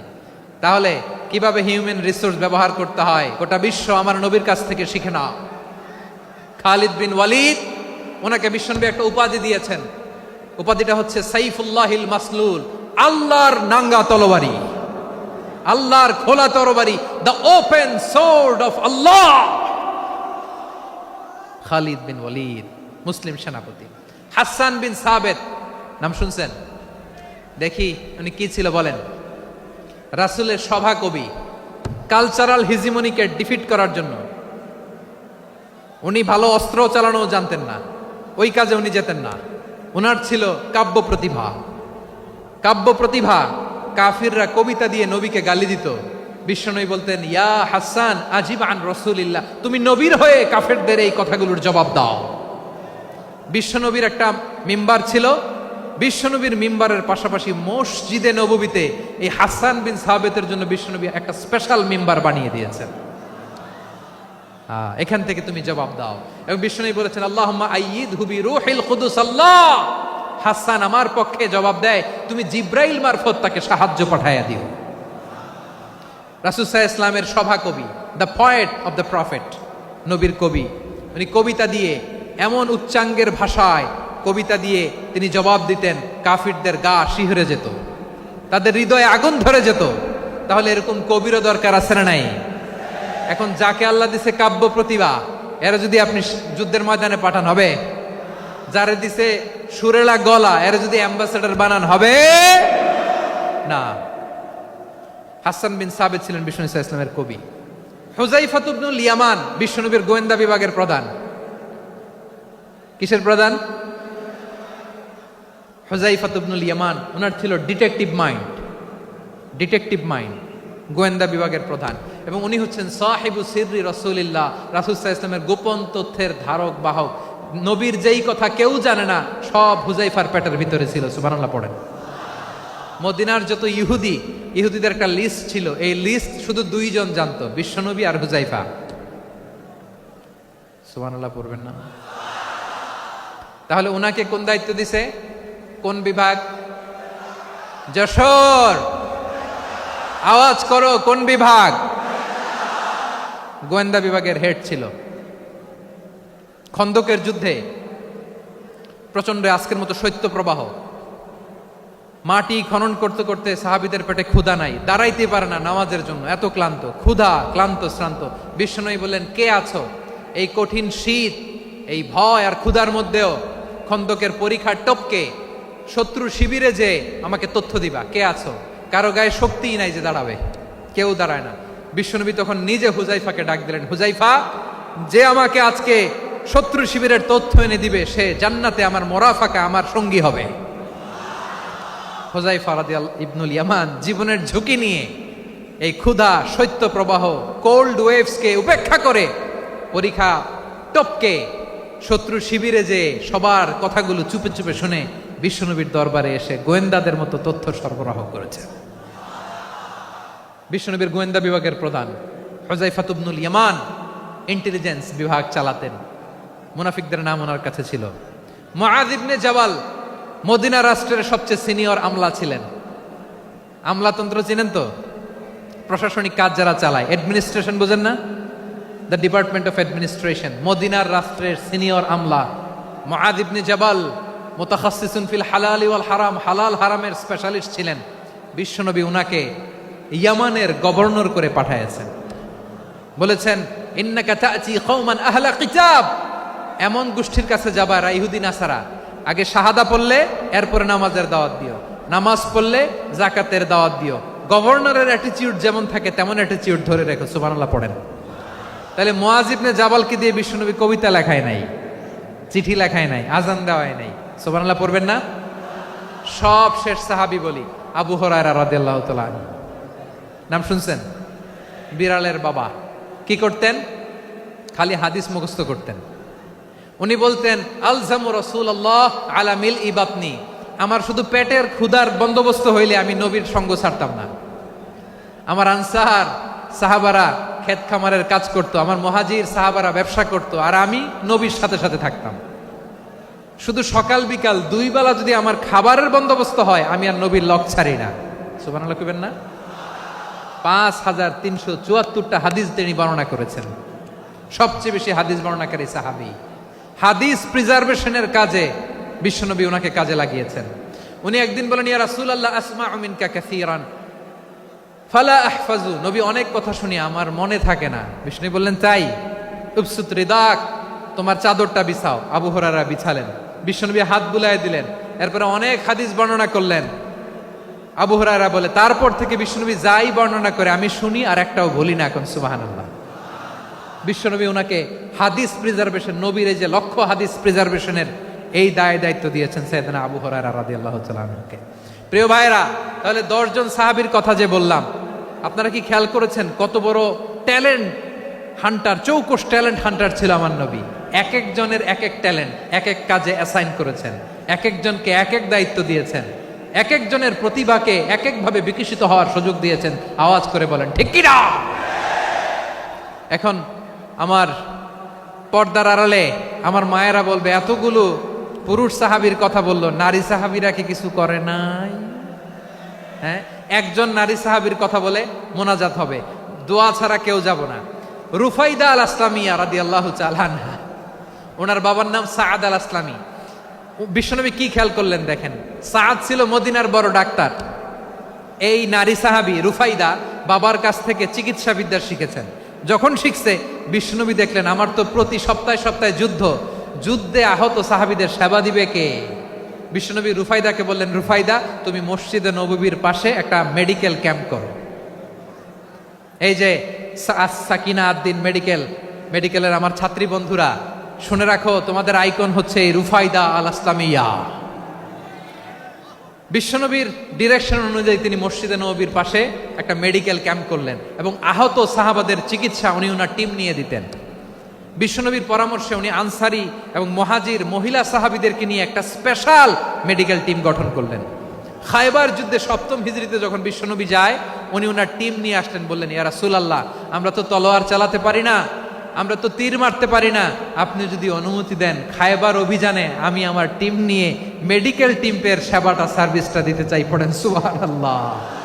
বিশ্বনবী অনুমতি দিলেন, যোদ্ধা সাহাবীদের সাথে রুফাইদা আল আসলামিয়া উনিও মেডিকেল টিম নিয়ে অগ্রসর হলেন।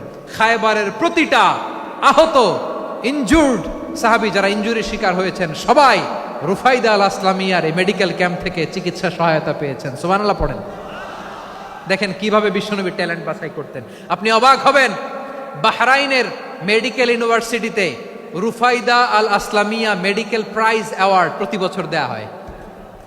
যদি 8 দিনের এই মেডিকেল, আমার বোনেরা যদি জেনে থাকো জানো, না হলে নতুন করে জানো, সার্চ দিও রুফাইদা আল আসলামিয়া মেডিকেল অ্যাওয়ার্ড বাহরাইনের ইউনিভার্সিটিতে দেয়া হয়। প্রিয় ভাইয়েরা, তাহলে আলোচনার সামারি আমরা করি।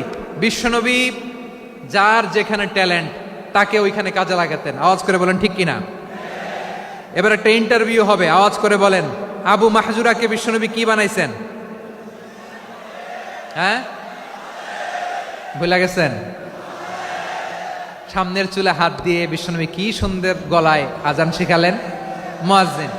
যায়েদ বিন সাবিতকে একাডেমিক প্রজেক্টের দায়িত্ব দিয়েছেন, তিনি ছিলেন বিশ্বনবীর দোভাষী ব্যক্তিগত সচিব। মুসআব ইবনে উমাইর, the first ambassador of Islam. আব্দুল্লাহ ইবনে আব্বাস, উম্মার বড় শিক্ষাবিদ মুফাসসির। আব্দুল্লাহ ইবনে মাসউদ, আব্দুল্লাহ ইবনে মাসউদ ছিলেন জুরিস্ট। কি ছিলেন? জুরিস্ট ছিলেন, এই উম্মার সবচেয়ে বড় জুরিস্ট। খালিদ বিন ওয়ালিদ, সেনাপ্রধান। হাসান বিন সাবিত, হাসান বিন সাবিত ছিলেন বিশ্বনবীর সভাকবি। কি ছিলেন? বিশ্বনবীর সভাকবি ছিলেন। এরপরে হুযায়ফা ইবনুল ইয়ামান কি ছিলেন? গোয়েন্দা বিভাগের প্রধান। মুআয ইবনে জাবাল কি ছিলেন? সিনিয়র আমলা, ইয়ামানের গভর্নর। আবু হুরায়রা রাদিয়াল্লাহু তাআলা আনহু হাদিস প্রিজার্ভেশনের কাজ করেছেন। আর আমাদের রুফাইদা আল আসলামিয়া রাদিয়াল্লাহু তাআলা আনহা কি ছিলেন? নার্স ছিলেন, নার্স হয়ে মেডিকেল সেবা দিয়েছেন। প্রিয় ভাইয়েরা, পুরো আলোচনার যদি সামারি করি তাহলে বিশ্বনবী যেভাবে হিউম্যান রিসোর্সকে ম্যানেজ করেছেন, যার যেখানে প্রতিভা কাজে লাগিয়েছেন, আমরাও যদি করি আমাদের বাংলাদেশের চিত্র আমরা পাল্টে যেতে পারবো। আমরা শুরুতে শুনেছি মানুষের আছে অসীম সম্ভাবনা, প্রতিটা মানুষ অনন্য, যত্ন নিলে, যথাযথ পরিচর্যা করলে মানুষ বিশ্ব জয় করতে পারে। ঠিক কিনা? আমাদের হাফেজে কোরআনের সামনে দাঁড়াতে পারে এমন কোন হাফেজে কোরআন আল্লাহর জমিনে জন্ম হয় নাই। গোটা বিশ্ব কাঁপিয়ে তারা সেরা, আমাদের ক্রিকেটাররা সেরা, আমাদের তৈরি পোশাক শিল্প সেরা। এরকম অনেক অনেক সেরা জিনিস আছে, আমরা এগুলোরে নার্চারিং করতে পারি নাই, পরিচর্যা করতে পারি নাই, সঠিক তারবিয়াতের অভাব। তাহলে মানুষের অসীম সম্ভাবনাকে কাজে লাগাতে হবে। ঠিক কিনা বলেন? ইউনুস গভর্নমেন্টকে আমি বলবো, অল্প সময়ের জন্য আপনারা এসেছেন, সংস্কারও করতে হবে, আবার নির্বাচনও করতে হবে। সব সংস্কার হতে করতে পারবেন না, যতটুকু পারবেন এর মধ্যে আমাদের যে হিউজ ম্যান পাওয়ার, আমাদের যে মানব সম্পদ, হিউম্যান রিসোর্স, এটাকে ডেভেলপ করে আপনাদের যেতে হবে। যেটা পারবেন না সেটাকে পরবর্তী নির্বাচিত গভর্নমেন্টের কাছে রেখে যেতে হবে, যে তারা যেন করে, তাদের কাছে আপনারা এটা রেখে যাবেন। তাহলে মানুষ চাইলে বিশ্ব জয় করতে পারে। আর মানুষকে হারাতে পারে কেউ? জোরে বলো যশোর, মানুষকে হারাতে পারে কেউ? আল্লাহ আমাদেরকে জনসংখ্যা দিয়েছেন প্রিয় ভাইয়েরা। এই জনসংখ্যা অনেক বড় সম্পদ, এটা আমাদের জন্য অভিশাপ নয়, আশীর্বাদ। আমাদের জনসংখ্যাকে যদি আমরা জনশক্তিতে রূপান্তর করতে পারি, আজকে বাংলাদেশ যে অবস্থানে দাঁড়িয়ে আছে, বাংলাদেশ তার 20 গুণ উন্নতির শিখরে চলে যাবে। চিল্লায় বলো ঠিক কিনা? আমাদের শ্রমিক ভাইয়েরা বাইরে কাজ করে, আমাদের শ্রমজীবী ভাইয়েরা, প্রবাসীরা, তাদের ব্যাপারে গুরুত্ব দিতে হবে। আমাদের শ্রমের দাম সবচেয়ে কম, সবচেয়ে কম। তারা এম্বাসিতে গুরুত্ব পায় না, এয়ারপোর্টে গুরুত্ব পায় না। এই সরকার অবশ্য তাদেরকে অনেক গুরুত্ব দিচ্ছে। আমাদের অদক্ষ শ্রমিককে যখন আমরা দুবাই পাঠাই, অল্প বেতন পায়, কিন্তু ইন্ডিয়ানরা দক্ষ শ্রমিক পাঠাইলে তার 3 গুণ বেতন পায়। আমরা আমাদের শ্রমিকদেরকে অদক্ষ ভাবে আর পাঠাতে চাই না, দক্ষ শ্রমিক পাঠিয়ে আমরা রেমিটেন্সের বন্যা বইয়ে দেব। আমাদের শ্রমিকদের পাঠানো রেমিটেন্সের টাকায় সচল থাকে আমার দেশের অর্থনীতির চাকা। তাদেরকে সবচেয়ে গুরুত্ব দিতে হবে। আমরা পেয়েছি ফ্রিডম ফাইটার, মুক্তিযোদ্ধা, আর আমার প্রবাসী ভাইরা হচ্ছে রেমিটেন্স ফাইটার। জোরে বলো ঠিক কিনা? তাহলে আমাদের এই জনশক্তিকে জনসম্পদে ট্রান্সফর্ম করতে হবে, ঠিক কিনা বলেন? সরকার জনগণকে এভাবে পলিশ করতে হবে। মা বাবারা ছেলে মেয়েদের মধ্যে কার কোন যোগ্যতা তাকে ওইভাবে কাজে লাগাতে হবে। সবার এ প্লাস পাওয়ার কোনো দরকার নাই। আমাদের দেশে একটা টেন্ডেন্সি আছে, পরীক্ষায় এ প্লাস না পাইলে কই তুই কি করলি, পাশের বাড়ির ছেলে এ প্লাস পাইছে, যা ওর পা ধোয়া পানি খা। কি খা? তা আমি ভাবছি যে পা ধোয়া, এ প্লাস পাওয়া ছেলেদের পা ধোয়া পানির একটা পানির ব্র্যান্ড বানাইতে হবে। এরকম লেখা থাকবে, এ প্লাস পাওয়া ছেলেদের পা ধোয়া পানি। খাওয়া নাই, এগুলার খাওয়া নাই। ওরে আল্লাহ এ প্লাস পাওয়ার জন্য বানাইছে, আর আপনার ছেলেকে এই এ প্লাস গুলারে নিয়ন্ত্রণ করার জন্য আল্লাহ বানাইছে। ওকে দিয়ে আল্লাহ কি করবে আপনি জানেনই না। একটা এ প্লাস, একটা এ গ্রেড একটা মানুষের জীবনকে ঠিক করে দিতে পারে না। আপনার ছেলেকে আল্লাহ অন্যদিকে যোগ্যতা দিয়েছে, ওদের মনোবল ভাঙবেন না। খবরদার, খবরদার, ছেলে মেয়েদের মনোবল ভাঙবেন না। যাকে দিয়ে যেটা হবে তাকে দিয়ে সেটা করতে হবে, তার প্রতিভাকে সেভাবে কাজে লাগাতে হবে। তাহলে বাংলাদেশ, আমাদের এই জনসংখ্যা জনসম্পদে রূপান্তরিত হবে। আমাদের সরকারের তত্ত্বাবধানে আমাদের 18 কোটি জনগণ দক্ষ জনশক্তিতে রূপান্তরিত হোক। আমরা চাই কি চাই না? আমরা ভালো মানুষ, শ্রেষ্ঠ মানুষ হতে চাই কি চাই না? ওই জাপানিজদের মতো সৎ, ওই ইউরোপিয়ানদের মতো কালচার্ড। আমাদেরকে আল্লাহ তাআলা কোরআন সুন্নাহ অনেক কিছু দিয়েছেন।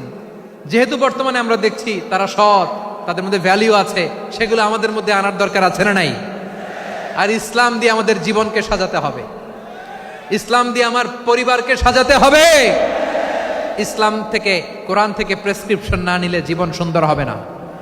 কোরআন থেকে প্রেসক্রিপশন না নিলে সমাজ সুন্দর হবে না।